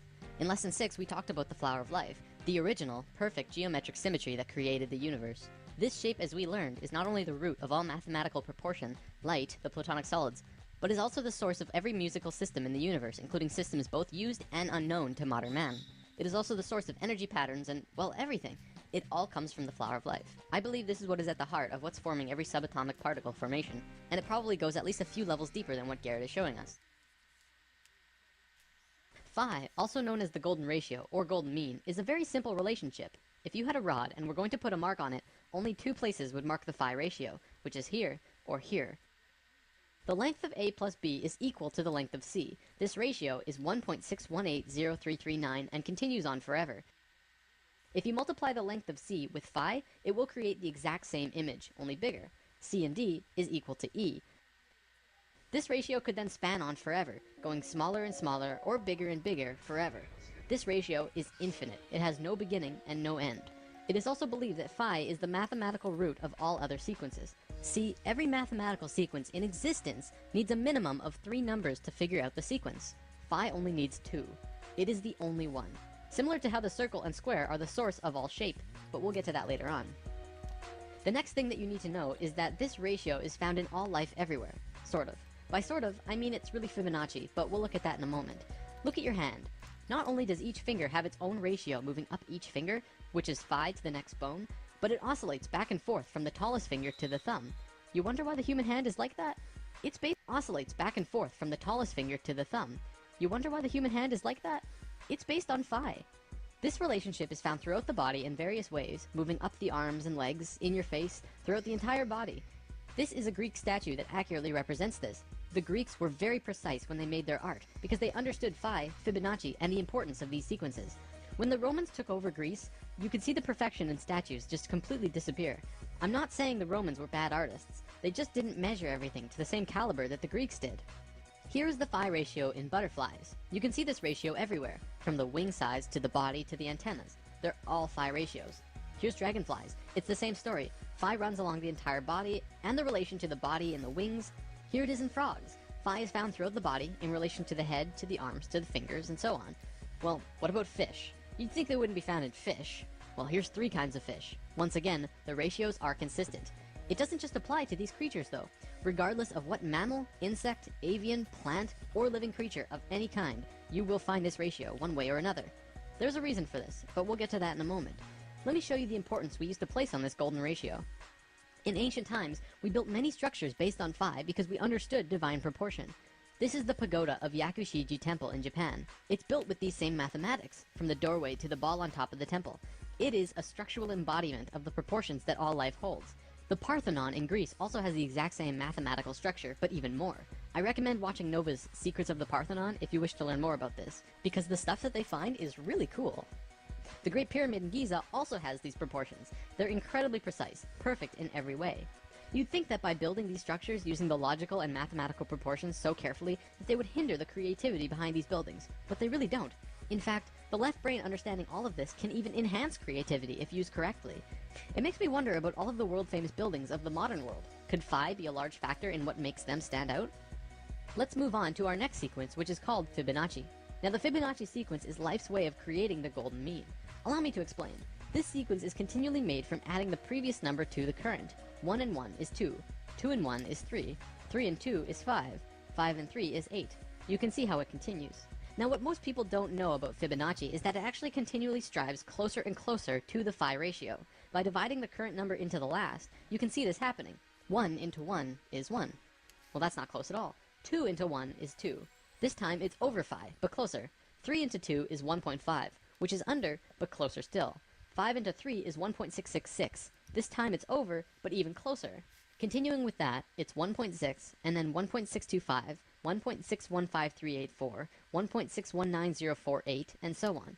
It continually oscillates over and under the phi ratio, never quite making it there, but continuing on closer and closer every time, until eventually you can't even tell the difference. Because phi is an infinite number, this sequence will go on forever. Let's look at some spirals in nature, another way that phi and Fibonacci can manifest. This is a nautilus shell. Many people will say it's phi, but it's really Fibonacci. See how when it's in its earliest form, it's crude, not smooth or anything? One look and you can tell that's not phi. But as it goes out farther and farther, it gets closer and closer to phi. It becomes a nearly perfect phi spiral by the time it's all the way out here. This also happens with sunflowers, pine cones, and many plants in nature. In many cases, such as the pine cones and sunflowers, it flows in a double spiral or more, much like the spiraling arms of a galaxy. From the microcosm to the macrocosm, spirals are always present. So phi is basically source, or spirit, or God, in a mathematical way of thinking. The math of God. Don't forget that this sequence is an intimate part of nature itself. I'm going to call it source. It is the source of all mathematical sequences, and all life in existence grows based on phi. However, phi has no beginning and no end. Life doesn't know how to deal with that. It's like source says, go and replicate this, and life says, we don't know how. Because life doesn't know how to create from something that has no beginning. So it creates the Fibonacci sequence instead, which has a beginning, but starts out crude, something that has no beginning. And life says, we don't know how. because life doesn't know how to create from something that has no beginning. So it creates the Fibonacci sequence instead, which has a beginning, but starts out crude, very basic, and then continually goes closer and closer to source, becoming more divine every step. It does take steps too, which actually has quite a bit to do with evolution. Let's move on for now though. The only other sequence you need to know for this is binary sequences. This is a sequence like 2, 4, 8, 16, 32. We're just doubling the last number instead of adding it to the previous one. We're all very familiar with this. Binary sequences are found in life as well. For example, mitotic cell divisions are binary. We go from being a single cell being to having over 100 trillion cells in only 46 divisions. Binary sequences are also how computers work, by turning on and off chips. Computing at its core anyways is binary. This is how a polar graph usually looks, with 36 radial lines in 10-degree increments representing the 360 degrees. Then, concentric circles are drawn, each with the same distance away as the last, creating 8 equal demarcations as the one before, counting the inside circle as 1. Think about what this represents too. It's a two-dimensional drawing of a three-dimensional sphere, one of the sacred forms, by projecting it onto a flat surface. This is also called a shadow form, and casting shadows is a sacred way to obtain information. Also, a polar graph has both straight, male lines, and circular, female lines, both male and female energies interacting at once. If you plot a golden mean spiral at 0 degrees on the polar graph, it will loop all the way around before hitting 0 again, exactly at the 8th circle. You'll find that this golden mean line crosses 5 specific places as it goes out. These places are where the female circular lines meet the male lines. It crosses at 120 degrees, 190 degrees, 240 degrees, 280 degrees, and then it jumps to 360, or back at 0, depending on how you look at it. What's interesting about this is that it creates both a binary and Fibonacci sequence. Looking at the radial increments from the center, it crosses at 1, 2, 3, 5, and 8. Well, that's Fibonacci. But it also crosses at 2, 4, and 8. Well, that's a binary sequence. We're going to look at the binary sequence in particular, though, because what you find is very cool. If you draw lines from the outermost circles on the lines where the binary sequence was formed, you get this image. It is an equilateral triangle. If you continue the spiral outward, it would continue to hit these exact same places and continue to form larger equilateral triangles. Let's divert yet again to look at something very interesting. There was a man named Keith Critchlow who discovered something very important to understanding the geometry of music. First, he drew a straight line through an equilateral triangle, and then he measured from the middle of the center line and drew a straight line up to the top edge and back down to the bottom corner. Then he did the same, but passed through the center line of the top and back down again. He did this yet again on the other side. You can keep doing this on either side as well. By drawing this funny little form, he discovered something of great importance. He writes, continuing in this way, each successive proportion will be the harmonic mean between the previous proportion and the total length, and all of these proportions will be musically significant. 1/2 being the octave, 2/3 being the fifth, 4/5 being the major third, 8/9 being the major tone or step, and 16/17 being the half tone or step. In other words, he discovered the geometries of music, or at least one aspect of them. Then he tried measuring it in a different way, starting at a different point of the center line. At 3/4, he found the measurements were 1/7, 1/4, 2/5, 4/7, 8/11, and 16/19. All of these numbers are musically significant. This is very interesting. It means that the harmonics of music are somehow related to the proportions of the central line moving through a tetrahedron. Back to the polar graph, you can see that this drawing has a much greater value all of a sudden. Not only that, but it becomes even easier to make your measurements thanks to the polar graph itself. You can just draw a straight line through the drawing on the graph, and it will give you the center line. This information has been taken light years beyond what I just showed you though. A research team found that you can draw these lines not only from the center, but from any nodal points inside the upper half of the triangle, and you will come up with all known harmonics in existence. Basically, this means that anywhere the straight line and curved lines on the polar graph cross from 0 to 120 degrees and start making the pattern, you will come up with all known harmonic systems. Not only the Western keyboard, but the Eastern, and even many unknown systems that have never been used. As I'm not a musician, there's not much more I can show you related to this, but I would love to see what a musician could really do with this knowledge. Remember when we talked about spirals in nature? They often travel in twos. Usually this is male and female. So on this polar graph, if you're going to copy nature, you don't just plot one spiral, you have to plot two. When you do that, it gives you this image, which is a star tetrahedron inside of a sphere. We mentioned this in Lesson 7, and this image is more commonly known as the Star of David. Do you remember the face on Mars?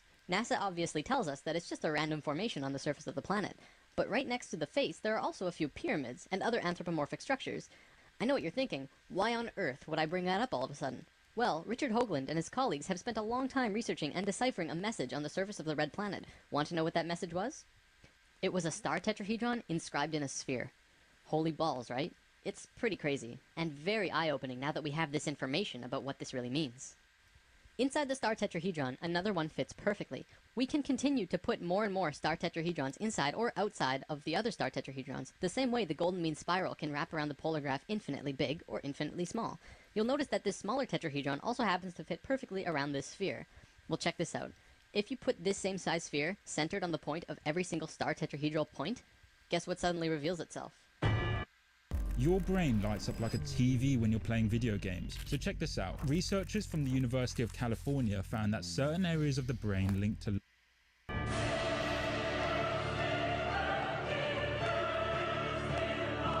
fruit of life. It's back. According to the Egyptians, this is one of the holiest, most sacred forms in existence. Of course, we already learned one of its informational systems in Lesson 6, and what you just saw was the second, only in reverse order. What this means is that all of the information of music, harmonics, sound, and spirals come out of this image.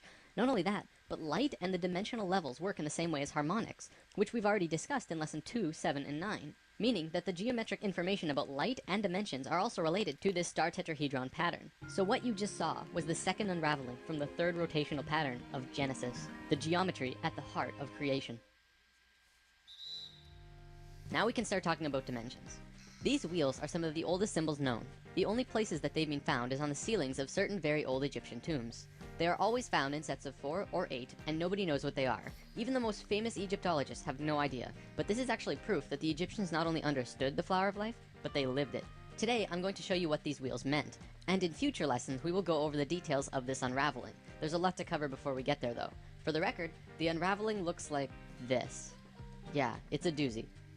So on the walls with these wheels are drawings of 7 people with animal heads. They're called kneaders, and each of them has an orangish-red oval above its head. This is called the egg of metamorphosis.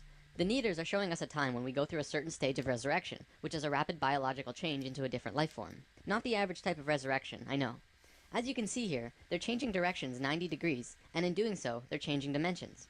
See, the dimensional levels are separated by 90 degrees. Musical notes are separated by 90 degrees. The chakras are also 90 degrees. It's a number that continually appears. Probably at this point we should get a common understanding of what dimensions are. Like 3rd dimension, 4th dimension, 5th dimension. What are we talking about here? Most people think of dimension in terms of time and space, the x, y, and z axis, with time becoming the 4th dimension. This is not what we are talking about. What we're seeing as the various dimensional levels has more to do with music and harmonics than anything else. A piano has 8 white keys from C to C, which is the familiar octave, and in between there are 5 black keys. Together this creates what is called the chromatic scale, which is 13 notes, well actually 12, with the 13th being the first in the next octave. So from one C to the next is really 13 steps, not 8. This also correlates with the 7, 8, and 13 chakra system I mentioned in Lesson 2. Keeping that in mind, I want to show you a sine wave. Sine waves correspond with light and the electromagnetic spectrum and the vibration of sound. We're all very familiar with this. In this entire reality we're in, every single thing is based on sine waves. There are no exceptions to this except for maybe spirit and void. Quantum physics and quantum mechanics looks at everything in the reality of one of 2 ways. You can look at anything, like the computer you're watching this video on, to be made up of tiny particles like atoms. Or you can forget about that idea completely and look at it as a vibration, a waveform, such as electromagnetic fields or even sound. If you look at it as atoms, the laws can be seen to fit that model. But if you look at it as waveforms, the laws can be seen to fit that model. Both of these systems come out of the flower of life, one being the one we just looked at, fruit of life to Metatron's cube and beyond, and the other being this beautiful mess of a picture. Just looking at it hurts my head. Everything in this world is a waveform, or can be seen as sound. All things, your bodies, planets, absolutely everything, are a waveform. If you choose this particular way of looking at reality, and then superimpose that view over the reality of the harmonics of music, we can begin to talk about dimensions. The dimensional levels are nothing but different base rate wavelengths. The only difference between this dimension and any other is the length of its basic waveform. It's just like a radio set. Turn the dial, you pick up a wavelength. It's the same with dimensions. If you were to change the wavelength of your consciousness, and in doing so change all of your body patterns to a wavelength different from this universe, you would literally disappear out of this world and reappear in the one you were tuned in. It's been theorized that the base rate wavelength that we're currently living in is 7.23 centimeters. There's a few reasons for this. In a spiritual sense, the 7.23 wavelength is Om, the Hindu sound of the universe. Maybe that's why Oming is such a powerful tool in meditation. Not only that, but if you were to take 100 people and measure the distance between their eyes, the average length is 7.23. Same with the distance from the tip of our chins to the tip of our noses, and the distance across our palms and between our chakras. This 7.23 length is located throughout our bodies in various ways because we are emerged within this particular dimension. There's another reason as well.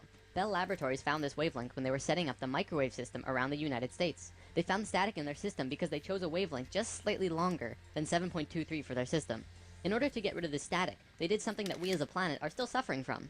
They upped the power 50,000 times over what we would normally need, which created a very powerful field, so that the 7.23 wavelength would not interfere. It's for those reasons that I believe 7.23 is the wavelength of our dimension. As you go up in dimensional levels, the wavelength gets shorter and shorter, with higher and higher energy. As you go down in levels, the wavelength gets longer and longer, with lower and lower energy, more and more dense. Just as with a piano, there's a space between the notes, so that when you hit one note, there's a very definite place where the next note is. In this waveform universe we exist in, there's a very definite place where the next dimensional level exists. It's specific wavelength relative to this one. Most cultures in the cosmos have a basic understanding of this and understand how to change between dimensions. However, because of certain events that happened on Earth 13,000 years ago, we have all forgotten, but we're about to remember. So if we show each note in the chromatic scale as a circle, we have 13 circles. Each circle represents a white or black key, and the shaded circle at the end would be the 13th note, that begins the next octave. This circle here represents the third dimension. This is where we are, and this circle next to it would be the fourth. In Lesson 3, we talked about channeling, and this is typically where channeled beings are. This is also where you explore when you are astral projecting or lucid dreaming. You'll notice now that the musical system goes upwards and downwards forever, octaves over octaves over octaves. Theoretically, this is how the universe goes too, an infinite spectrum of universes in both directions going upwards and downwards forever. I mean, come on, we thought our universe was big, but everything in our universe, as far as we can see, well, that's just this one dimension. You may have heard people talk about 144 dimensions and how 144 relates to other spiritual subjects. This is because there are 12 notes in an octave and 12 overtones between each note. 12 times 12 equals 144 dimensional levels. To be specific, there are 12 major dimensions and 132 minor dimensions within each octave, though in truth this progression probably goes on forever. The diagram we've been looking at represents one octave. The 13th note repeats, and then there's another octave after that. I want to show you this. I was watching Ancient Aliens not long ago, and one of the natives who has communication with beings in higher dimensions told the man who was interviewing him that they have always been here, even right here where we're sitting right now, but you just don't see them. They're in a different frequency. No one seems to know this, but Amazon actually has a $50 million fund that they have to pay out. And no one really got what he meant. So that's kind of a fresh perspective on that. An apocalypse is a disclosure of something hidden from the majority of mankind in an era dominated by falsehood and misconception. Today, we're going to be looking at another way that humans grow through Phi. Instead of looking at Phi inside the body, we're going to be looking at Phi outside the body, and what it means for us in this pivotal point in human history. Do you remember the fruit of life? The first system created the platonic solids, which created structure throughout the universe. The second system was the basis of how vibration, sound, harmonics, music, and matter are all interrelated in all of creation. Today, we will look at the third system. The fruit of life will reveal itself in the process. We'll call this system the circles and squares of human consciousness. It is what the Chinese called circling the square and squaring the circle. Remember when we discussed the platonic solids in Lesson 6? I showed you that all of them will sit perfectly within a sphere, each with every corner touching the sphere perfectly. Well, there's one other shape that can do that. It's a characteristic that only one of the platonic solids have, making it special. It is the cube, which you can put every single platonic solid inside, and an edge or point will touch the inside of the cube perfectly. Through truncating the cube in different ways, you can create all of the other shapes. Because of this characteristic, it essentially means that the cube is like the father of all shapes. It is a male form, and the sphere is the mother of all shapes. It is a female form. All levels of consciousness in the universe are integrated by a single image in sacred geometry. It is the key to space, time, and dimension, as well as consciousness itself. Each level is a geometric image or lens that spirit looks through to see the one reality, resulting in a completely different experience. In the case of humans, this image is the circle and square. This is what Leonardo da Vinci was doing when he drew this drawing, and I'm going to show you what this circle and square combination mean. If you put a circle inside a square perfectly, and then continue to put another circle and square, each with the same diameter, one radius away on all sides, going outwards, you get a drawing that looks like this. You'll notice that with the first circle and square, they fit perfectly within the other. This also happens with the second circle and square. However, then the squares begin penetrating circles. The male form begins interacting with the female form. Why is this important? Well, the circles and squares begin to equate the Phi ratio. See, when the circumference of a circle and the perimeter of the square are equal, this equates the Phi ratio. So as you can see on this diagram, on the fourth square and the fifth circle, it begins to create the Phi ratio. It's close, but not perfect. It's only a 0.6 difference. I'm measuring in radii, by the way. The inner circle has a radius of 1, so it's 2 radii across. The next is 4, and then 6, 8, 10, and so on. So the one we just looked at makes a close phi ratio, and then it moves out of sync, staying out of sync for a bit, and then bam! Again, it moves into yet another phi ratio. This time, the difference is only 0.52, even closer to perfection than before. This will continue on forever. If you were to continue this drawing outwards to infinity, each time it would go into sync, drop out of sync for a few circles and squares, but then eventually hit phi again closer than it did the last time. Right now, there are 3 primary levels of consciousness that we are going to be talking about. They are essentially who we were, who we are, and who we will be. We'll call it the first, second, and third, so that it's easy to understand what we're talking about. The ancient Egyptians were very concerned with these 3 levels as well, and much of their culture was based on this information. Each of these levels has their own geometric lens too, which look like this. We'll come back to these soon. This is the first level of consciousness, and this is the third. We are on neither of these 2 phi levels on this circle and square chart. Where we are, the second level of consciousness, is here. We are on the 5th square relative to the 6th circle. For quite a while now, I've been saying that we're at a disharmonic level, and it's something that we're passing through as a species. Now you begin to see the bigger picture of what I meant. The reason it's disharmonic is because it does not equate a phi ratio. Not even close. Disharmonic levels are important because they bridge a gap between the divine, pure levels. However, when a species is here, it has to get in and get out as fast as possible, or else they will destroy themselves and everything around them incredibly quickly. You can see this happening all around the world today, because we're at the very end of it, and everything is crashing down on us. We've discussed this all before, notably in the intros of Lesson 1 and 2. So the reason that we're on this circle and square combination, and not the 6th square relative to some other circle, is because of this. If you take the square and rotate it 45 degrees, it actually creates a bridge. It connects us from 2 harmonic levels of being. We're moving from one state of being to the other, this time even closer to source. This is a very exciting time for us. Oh, let me show you this too. This is how the Great Pyramid is set up. This chamber here is called the King's Chamber. If you cut the Great Pyramid horizontally at the King's Chamber, which was the main initiation chamber, and rotate the top half 45 degrees, it makes the exact same image as our level of consciousness. There's a reason for that. The Great Pyramid is the key instrument in allowing humans to reach the 3rd level of consciousness, both as a species and individually. In fact, that's part of the reason why the Great Pyramids were created in the first place. Let's talk more about these levels though. So what Leonardo was drawing was actually the first level of consciousness. See how he hid lines in this drawing? If you complete this grid, it creates an 8x8 grid. This is the same 64 square grid found on the first level. Measuring in radii, this grid is 8x8. However, the circle has 10 radii across, so we'll call this first level an 8x10. This is where we were. The first level is the first time self-aware consciousness began. The second level has 10 squares across the large square, and a 12 radii circle, so we'll call it a 10x12. This is where we are now. This level is the 3rd level, which is also called Christ consciousness. It is a 14x18. Now, there's always a reason for everything in sacred geometry. Nothing, absolutely nothing, happens without a reason. Everything is connected. Out of the whole spectrum of possibilities, why did self-aware human consciousness begin when the 4th square went into harmony with the 5th circle? Well, let's overlay the fruit of life over our first level for a second. Look at that! It exactly fits the 4th square and 5th circle perfectly. Do you see the perfection of life? The fruit of life pattern was hidden beneath this pattern all along. They're precisely superimposed over the other. In a right brain way, this is how to explain why consciousness first became self-aware between the 4th square and 5th circle. This sacred image was part of the pattern. The fruit of life was completed at the precise moment that the phi ratio first appeared, and when phi appeared, consciousness had a way to manifest in a new way. Throughout time, many scholars have tried to figure out the secret meaning behind what Leonardo meant with the Vitruvian Man drawing. He was showing us human consciousness.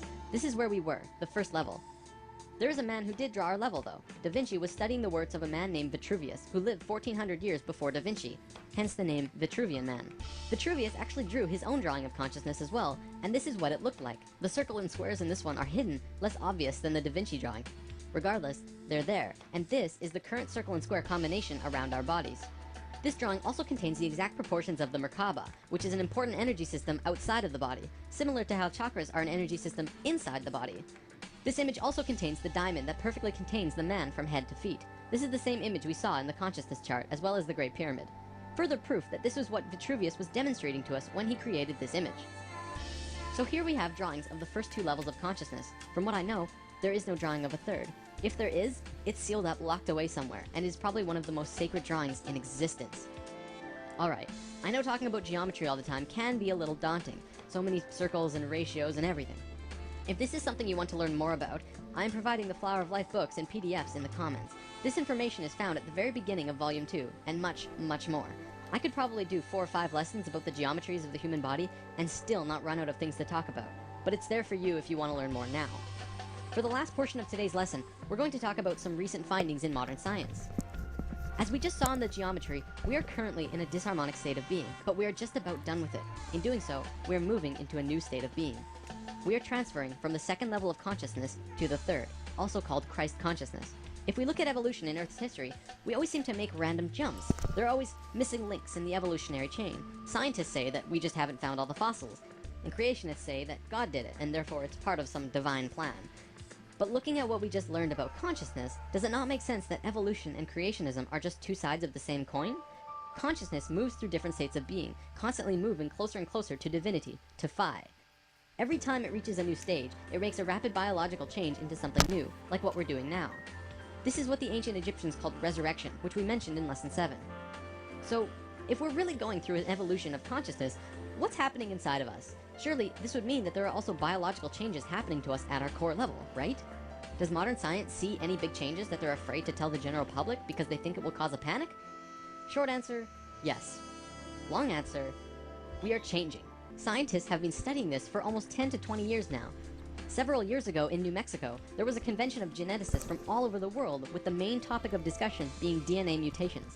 Scientists acknowledge that we are changing, but the end result, they do not know. Through sacred geometry, we begin to actually see where we could be going. With 12 strands activated, you have 10 times as much information available to you than you do with just 2 strands, as we do now. Not only that, but the information to actually see where we could be going. With 12 strands activated, you have 10 times as much information available to you than you do with just 2 strands, as we do now. Not only that, but the 12 strands work in sync with the 12 chakras, providing an immense amount of energy into the body. We are about to become super beings, enabling us to understand and do things that currently seem paranormal, bizarre, or downright impossible. From the article The Bigger Picture by Suzanne Thorpe Clarke, we are being changed physically from carbon-based beings to crystalline-based beings. This is interesting because I've actually heard this from various channelings now, ascension and transformation into crystalline at our core. First the psychics were telling us this, and now we have science backing it up. What we know for sure is that we are going through a shift. In almost every ancient text and Bible, it speaks about a great shift and awakening. The Bible speaks about the coming of Christ. This is interesting actually, because Christ is the name of the third level of consciousness. I didn't just make that up. We are moving into Christ consciousness. Which means not that Jesus is going to show up with a big "Ay!", but we are actually moving into the level of conscious understanding that Jesus had. It is the coming of Christ through the human species.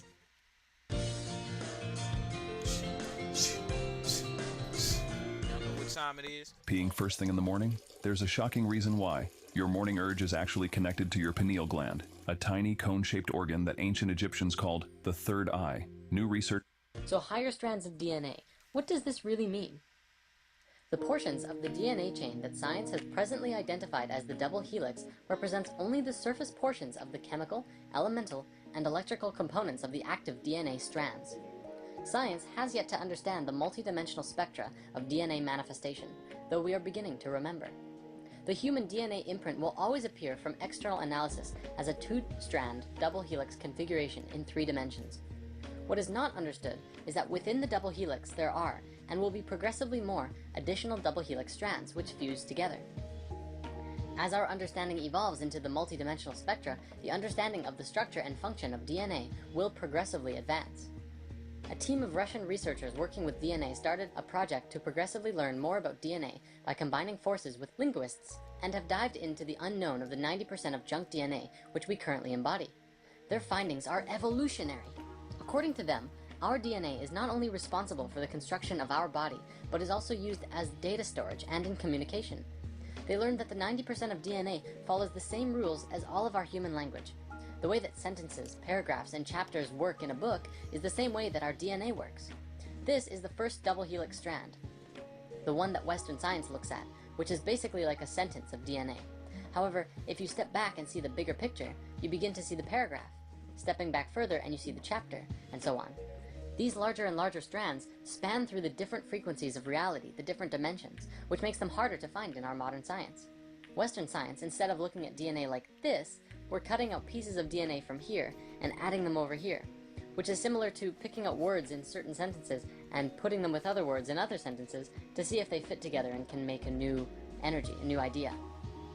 This is the nature of our junk DNA, of which Western science just didn't understand for the longest of times. The DNA isn't junk, it's just misunderstood, and also not as used right now because of our dense level of consciousness. However, we are beginning to activate and reawaken our DNA through our ever-expanding consciousness and our desire to know more. The very awareness of this DNA is what is activating it, awareness of our higher selves and our connection to the all and the interconnectedness to each other. We are directly connected to the earth as well and exist as a part of it, kind of like a child in its mother's womb. If anything happens to the mother, it creates an energetic imprint that affects the child. The earth is our mother, hence the name Mother Earth. Our morphinogenic field exists as a part of her larger morphinogenic field of the earth. If something happens to the earth's energetic grid, then we inherit these problems into our own grid. Our energetic anatomy is exactly like the earth's, with chakras, meridians, axiotonal lines, and DNA. If something happens to the planet's grid, then that affects every person's DNA on the planet. We are at a very important point in history right now because we are remembering how to regenerate our original organic imprint for health. We don't even need science and fancy equipment to do this. We're just required to learn how to use what we came here with. By moving into a space of love and light, opening and living from the heart, and living in a place of emotional stability and health, you can once again reactivate your light body, and in doing so, reconnect with the higher frequencies of your being. Energetic blockages will reveal themselves as problems in your own life. Depression, anxiety, temper rages, or personal problems in your life which are causing stuckness or driving you down a path of chaos or disruption are also energetic blockages. The Institute of Heart Math has shown that generating sustained positive emotions facilitates a body-wide shift to a specific, scientifically measurable state called psychophysiological coherence. Let's break this down. Psycho comes from psychological, which means mental and emotions, and physiological means body. Coherence is systematic or logical connection or harmony. Altogether, it means a harmony of both body, mind, and emotional functions. If you're familiar with the four elements, you know that earth is the physical, so body, air is mental, mind, water is emotions, and fire is spirit. HeartMath has scientifically shown now that positive and healthy emotions bring 3 of those elements into coherence. And although they don't look at the spiritual aspect, I don't doubt that the fire element also comes into harmony. In an experiment done at the Institute, they hooked up scanners to an individual who was subjected to very chaotic emotions. For 300 seconds, they measured the respiration, heart rate variability, and blood pressure rhythm. After this time, the individual on the scanners did a technique on himself which they have dubbed the HeartMath Quick Coherence Technique, which activated a feeling of love and appreciation. Instantly, all 3 of the rhythms came into entrainment and harmony with each other, and stayed in harmony for the remainder of the experiment. One important note to stress is that cohesion is not relaxation. The process of relaxation is a low energy state in which the individual rests both body and mind, typically disengaging from cognitive and emotional processes.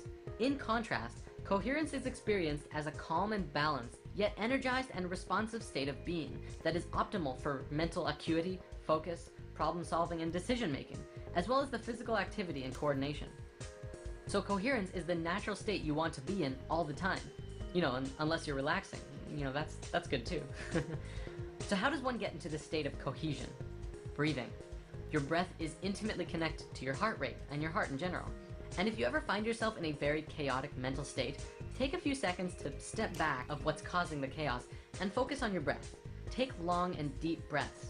The Institute of Heart Math doesn't put too much focus into particular breathing techniques, but they put an emphasis on using your breath as well as positive and loving emotions to bring you back into a state of cohesion. They say that it's not super necessary to put focus on your breath all the time, but it is very helpful to bring yourself out of chaos and back into alignment. From a spiritual perspective, and if you're working towards that, breath is very important.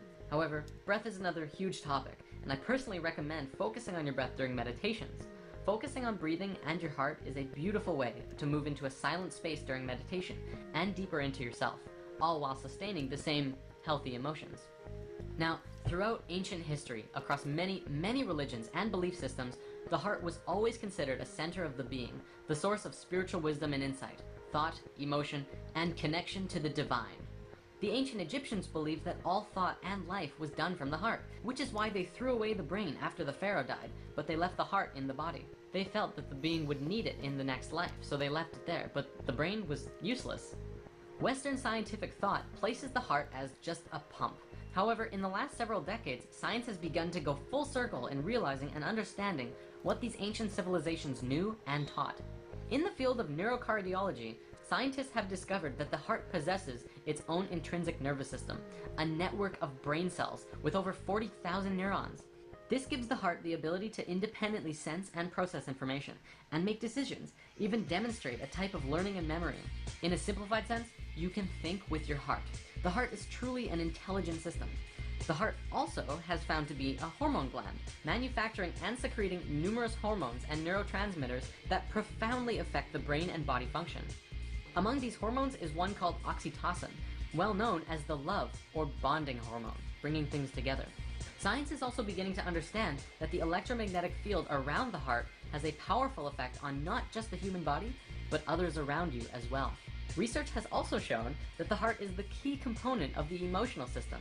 Science now understands that the heart not only responds to emotions, but the signals it sends out dramatically affects the quality of the emotional experience from moment to moment, and also that our heart plays a key role in accessing our intuition. In school, we've been taught that the heart is constantly responding to orders sent from the brain. But what's less commonly talked about is that the brain receives even more orders from the heart. We've been doing it backwards. Moreover, these signals have a significant effect on brain function, influencing emotional processes as well as higher cognitive faculties such as attention, perception, memory, and problem solving. Guide yourself from your heart, not from your brain. When you allow your negative emotions to get to you, you disconnect from your ability to think clearly, remember things, learn lessons, reason, and make effective decisions, which explains why often we act impulsively and unwisely under stress. The heart's signal has a profound effect on the brain during positive and negative emotions. Live in your heart, for the heart is the center of unity consciousness, where the brain is the center of duality consciousness. You can see that right in how they're made. The brain has the two hemispheres. The heart is a place of unity. Since we fell in consciousness, we moved from heart consciousness and into our brains, and all decisions were made from the brain. In doing so, we became polarized and lost our connections to the universal consciousness called unity. This shift in consciousness we are experiencing now is a movement from the brain and back into the heart, where we will once again know and understand the universe and unconditional love for everyone and all things, regardless of who they are or what damage they've done to themselves or others. And this is why the heart is so important right now. Live in your heart. It is the gateway to the divine. The eyeglasses industry doesn't want you to know about this. There's a new pair of self-adjustable glasses out there, and they let you achieve a perfect 20/20 vision at any distance, which means The torus is a very fundamental part of nature. So fundamental, in fact, that science is now seeing that everything moves through this form in one way or another, including ourselves. Very simply, the torus is a self-organizing system that all comes together at a space of unity and expands its energy out all around itself until it returns back to that original space in the center, and will continue to do it again. In quantum physics, mathematics, and generally all forms of science, this geometry really begins to bridge the gap between understanding how sacred geometry truly is the geometry of life. This is a geometry that breathes. It has life itself. Our very own hearts are the first and best examples of a toroid. The heart is where it all starts. The energy of our hearts flow outward in a toroidal fashion and are also received in a toroidal fashion. This way, everything we send out in love, we are immediately affected by as a result. In other words, our emanation of love is a gift to yourself as much as it's a gift to the universe around you. You can look in nature to see these shapes everywhere. It's in oranges and apples. You can see it around tornadoes. The magnetic field of the Earth is a very powerful example, as well as how the atmosphere of the planet works too. Our modern scientists haven't really taken the concept of hollow Earth very seriously, even though this concept does explain a lot of fundamental theories about the Earth to which we don't really understand, despite all of our theories. Well, the idea of hollow Earth works in the exact same way as well. It demonstrates that our planet is designed from the core as a torus. The Earth is multidimensional, so we can actually have both a hot iron core as well as a 5D hollow Earth interior as well. For those who want to learn more immediately, check out Hollow Earth HD on YouTube. Moving on, we all know the fundamental principle of the universe of as above, so below. Well, this torus is even found at the size of galaxies. Atoms even have this very geometry as well. It's quite literally everywhere. From this basic expression demonstrates how life ought to be. All of the energy that emerges from the core travels around the torus and fuels itself. It also has the ability to give to other toroidal systems, which openly practice giving and receiving. It really sets a standard for how to do things, and we can mirror this and use it in our own daily lives as well. When you give and receive openly, you allow your energy to become toroidal. When we look at the interactions between one another, we begin to see the nature of giving and receiving. If we shift how we give and receive with others, we give ourselves an opportunity to receive feedback from what we emanate immediately. This allows for an enlightening transaction of energy between all life and allows all of our communications to resonate on that toroidal frequency of love. Love is not just a feeling, it's a vibration and a frequency that is connected through all things. The pure vibration that emanates around one's own heart and brings things together harmoniously is through a universal vibration we call love. If you look at the flower of life in 2D, it may be a little hard to tell. However, in 3 dimensions, one can truly see that it too is a torus. The flower of life is all geometries, remember? The torus is yet another one of those creation patterns that emerge from this, or rather is this form. It's so important to understanding everything. Even Nikola Tesla worked with this geometry, and through it he discovered a way to access free energy for the entire planet. Well, of course, all of the corporations of the world wanted to keep charging people for energy. And between them and the US government, all of Tesla's most amazing work was destroyed. In Lesson 15, we talked a bit about this before, and now we can go deeper into it. The Institute of Heart Math, as well as Stanford University, among others, have now scientifically demonstrated that around the physical heart of your body, you have 2 toroidal fields, one inside the other, which are connected to the sacred space and the tiny space within the heart. Greg Braden has done a lot of work in explaining this to the modern world as well, and Drunvalo Melchizedek has put a lot of focus into teaching that this is some of the most important information regarding physical ascension. This is part of the understanding that is truly bridging the gaps between science and spirituality. China is doing some really amazing things. They have hospitals that are completely dedicated to the work of prana and energy, rather than the physical body of patients. In one experiment in a Chinese hospital, we see how the science of mantra is used to remove the cancer tumor of a woman in just 2.5 minutes. A mantra is a sacred sound or chant that acts as an energetic formula for prayer or meditation. Mantras allow for us to connect to our source and emanate an audible frequency that focuses our mind to the sound and thus inwardly back to the source. When chanting from the heart, these doctors allowed themselves to focus on the reality that this woman was already being healed. In this, it allowed for the mind to bypass the normal confines of reality, as its intention toroidally flowed in and out of the source of which reality emanates itself. For everyone who has been skeptical of the idea of self-healing through intention, this video is proof that it's not just a plausible idea, but it's very, very real. We need only understand why it works and how it works. To come from a skeptical place and try, you will only see skeptical results. To come from a pure and true space, anything is possible.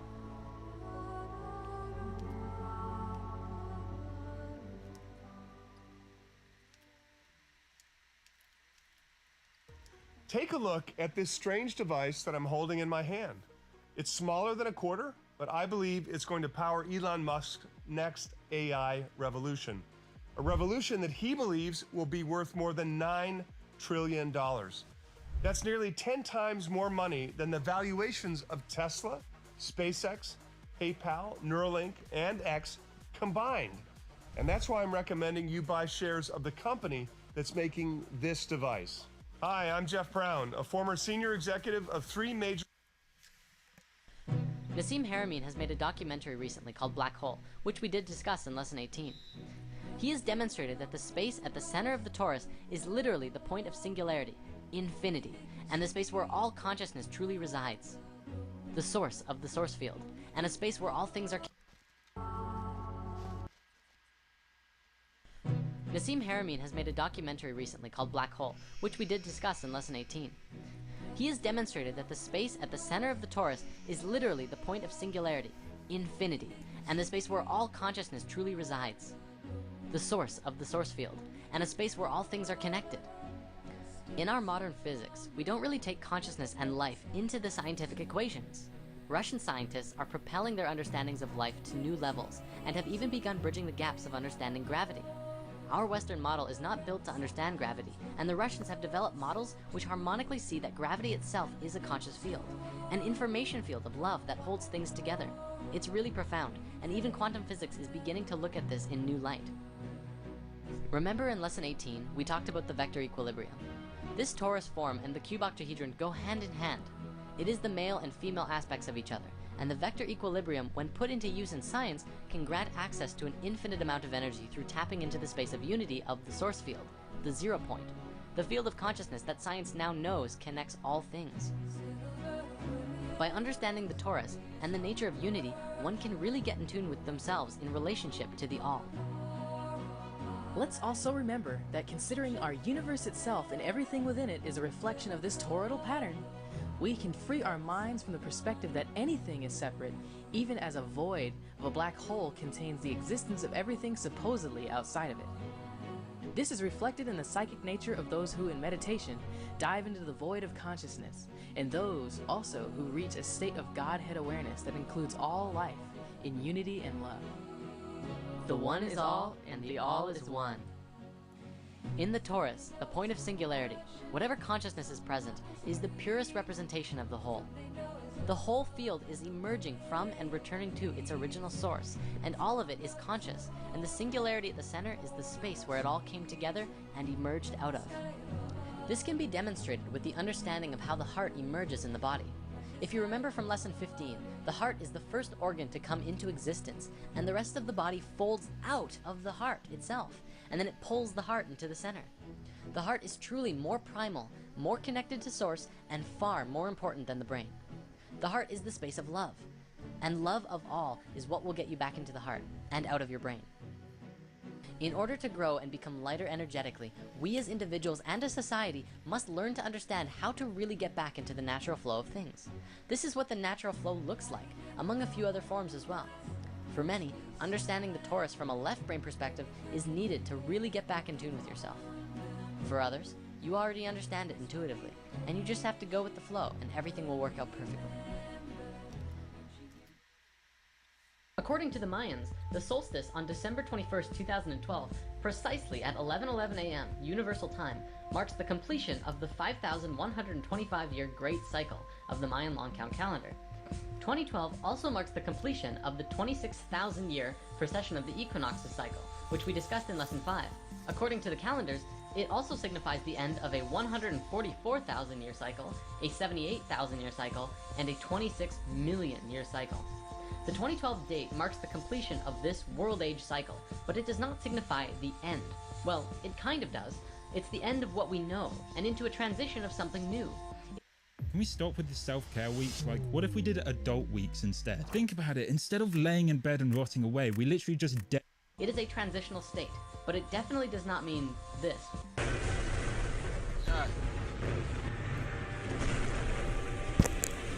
Yeah. We need to understand that the 2012 prophecies are signaling to us to wake up and realize that these times on Earth are very important. We are living in a landmark time in the history of this planet. We are collectively, as a species, approaching a crossroads that is calling out to us to participate in our fullest capacity. Let me show you a diagram to try and demonstrate just how important this is. First, this is how DNA works. See how you can basically map it out like a story? Here's the beginning, which could be seen as creation, or start of a cycle. And then it moves outwards, expanding and moving into all potentials, until it reaches its peak in the middle. It stretches far out and then begins moving back towards the center, back to its source. But it will be a new space that it now exists in. Then it returns back to a center point, where it ends, or transitions, into a state where it expands out once more, continuing its infinite cycle of expansion and contraction. One could also say that it moves through the chakras, moving from a low frequency to an incredibly high frequency, where it will unite and transition out once more. Now think of the human species like this, and 2012 being that point of unity where everything comes together, right before starting off again and expanding out into something new and different. This is basically what's happening right now on Earth, but there's a catch. We have absolutely no idea how we're going to expand out, because there are so many potentials with what's happening on the planet right now. Cycles are everywhere. The way in which we live our lives is made up of cycles. We have both biological cycles and technological cycles. Biological cycles exist naturally as a part of the creation process of life, and technological cycles are cycles that we have created and superimposed over top of these other cycles, as a way of measuring and understanding the reality that we are a part of. Time is a perfect example of this. It doesn't really exist on its own, it has no life of its own, it's simply a measurement of some other cycles. So you could think of it as a measuring tool.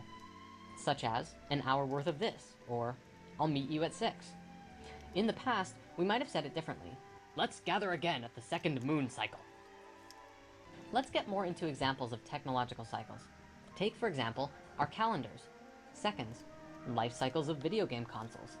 Some of them, like our year-long calendar count, is our interpretation of a natural cycle, the Earth spiraling around the sun. Others, like video game consoles, are completely based on our modern world, current technology, the economy, buyer's demand, and what have you. Biological cycles are nature. They happen in relationship to each other, and are much more harmonic than the cycles that we've created. They are natural. The tree doesn't think, is it time to bear fruit yet? I'm just not sure. I think I'll hold off because I'm afraid no one's gonna eat the fruit. Right? In nature, the tree just doesn't. It knows by its inherent instructions what it's supposed to do. It's by its natural design. Other cycles in nature are like solar and lunar cycles, the 4 seasons, and bears that hibernate. Notice too, with the information from lesson 16, you could map it like this. There are smaller cycles within the larger cycles. Like our celestial cycle, we find it broken up into the 4 seasons, and inside that, we have the cycles of the rest of life on Earth, all doing their thing in relationship with each other, which are both influenced by and influence the larger cycle. Sometimes it may not seem like the smaller cycles have no influence on the larger cycle, but just imagine the story of what happened to the Martians on Mars in the Human History movie. I'm not saying that this is exactly what happened, but if the actions of the individual beings changed the evolution of the planet that ultimately ended up in the destruction of the planet, well, that would be the smaller cycles influencing the larger cycles. You know, it's just an idea. We also have cycles within our own bodies, such as breath, drinking water or liquids, and eating food. These cycles are a lot harder to map out because we are the ones who decide when we eat, what we eat, and how much we eat. But it actually does create effects on us throughout our days. Once again, those smaller cycles have an effect on our larger day-to-day cycles. Interesting. Our interactions with the 4 elements are constantly cycling. Alright, y'all, we about to wrap up Fire, here for the example, day. Is prana, which is happening all the time, more frequently than breath, drink, and food. You can see how these cycles become more dense and happen less often. You breathe more than you eat. Air is less dense than solid food, and so it stands to reason that a dense cycle has a longer duration. As you breathe in, you ride the sine wave up, and as you breathe out, you drop the sine wave back down. As you go about your day, every hour, minute, and second, you are breathing. And if you created a healthy breathing cycle for yourself, then the other cycles you are experiencing, the larger cycles, would become more harmonic naturally. If you change the cycle of your breathing, if you alter it to accommodate technological cycles, such as pollution and obesity, then once again the result is a cycle that is less harmonic with the natural order of things. Some call this dis-ease, the opposite of a natural cycle, which flows with ease. Of course, you can always correct a cycle that is in disease. Sure, it may take some time, but enough steps in the direction of a natural cycle do eventually get you back in the flow. The CIA has particular skills in developing relationships. Life is all about. If you start your day in a healthy way. Alright, y'all, we gonna I'm gonna bookmark this here, so I know exactly where we at on this episode. But that's it for today. I'm glad y'all, whoever watches these or whoever is in here with me, when y'all in here with me, I'm glad y'all joined. It's a lot of good information, a lot of great information being shared here on these episodes of Expansion Pack, and I'm not gonna be sharing it forever. We will be branching off into other aspects, so get it while it's hot. You understand me? So this is DGTA TV. I'm your host, Dan F. Man, here for Expansion Pack. We're gonna go ahead and get up out of here. I'll see y'all tomorrow on Mental Health Thursdays. Well, is it Mental Health Thursdays? Healthy Mental Thursdays. Sorry about that. Healthy Mental Thursdays. Peace. Y'all listen to my outro, people talking to y'all. Oftentimes, if you're going to a institution or even a 2-year institution after transferring from community college,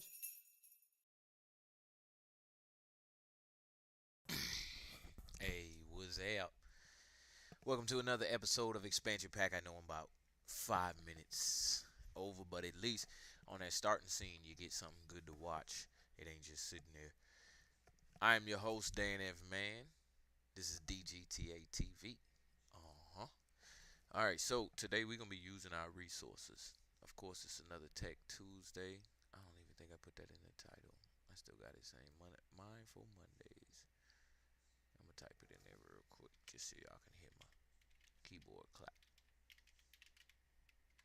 All right, we're going to be using our resources. And what resources am I talking about? I'm talking about any tools that you're using to accomplish the task. What is the task? Well, the task is your life and living. So right now, our first resource, let me get back to my page. There it is. Our first resource would be our mind. So let me see something. You know, YouTube always got how-to videos. Let's see if they got this one. How to use your mind. You know, they got Dr. Joe Dispenza. Let's see something. The part of the brain that is responsible for mind wandering is called the default mode network. One research study on the default mode network estimated that 47% of people spend their waking hours thinking about something other than what they're doing. And this mind wandering typically makes them unhappy. But the good news is your default mode responds to neuroplasticity changes. So what improves neuroplasticity in the parts of the brain that can keep your default mode in check? Diet. Magnesium, curcumin, and intermittent fasting all improve neuroplasticity. Meditation is also a powerful way to get control over your thoughts and keep the default mode turned off. And antidepressant medications, if you have depression or anxiety, the part of the brain that is responsible for mind wandering is called the default mode. I just liked hearing that, that's all. Ooh. Bet you we can't watch that. See? Oh, they got a side of Guru. Hold on. I want to see something. I want to see what that was. They ain't gonna let us watch this for free. We gonna just take a few minutes off. Big ideas. What he's saying.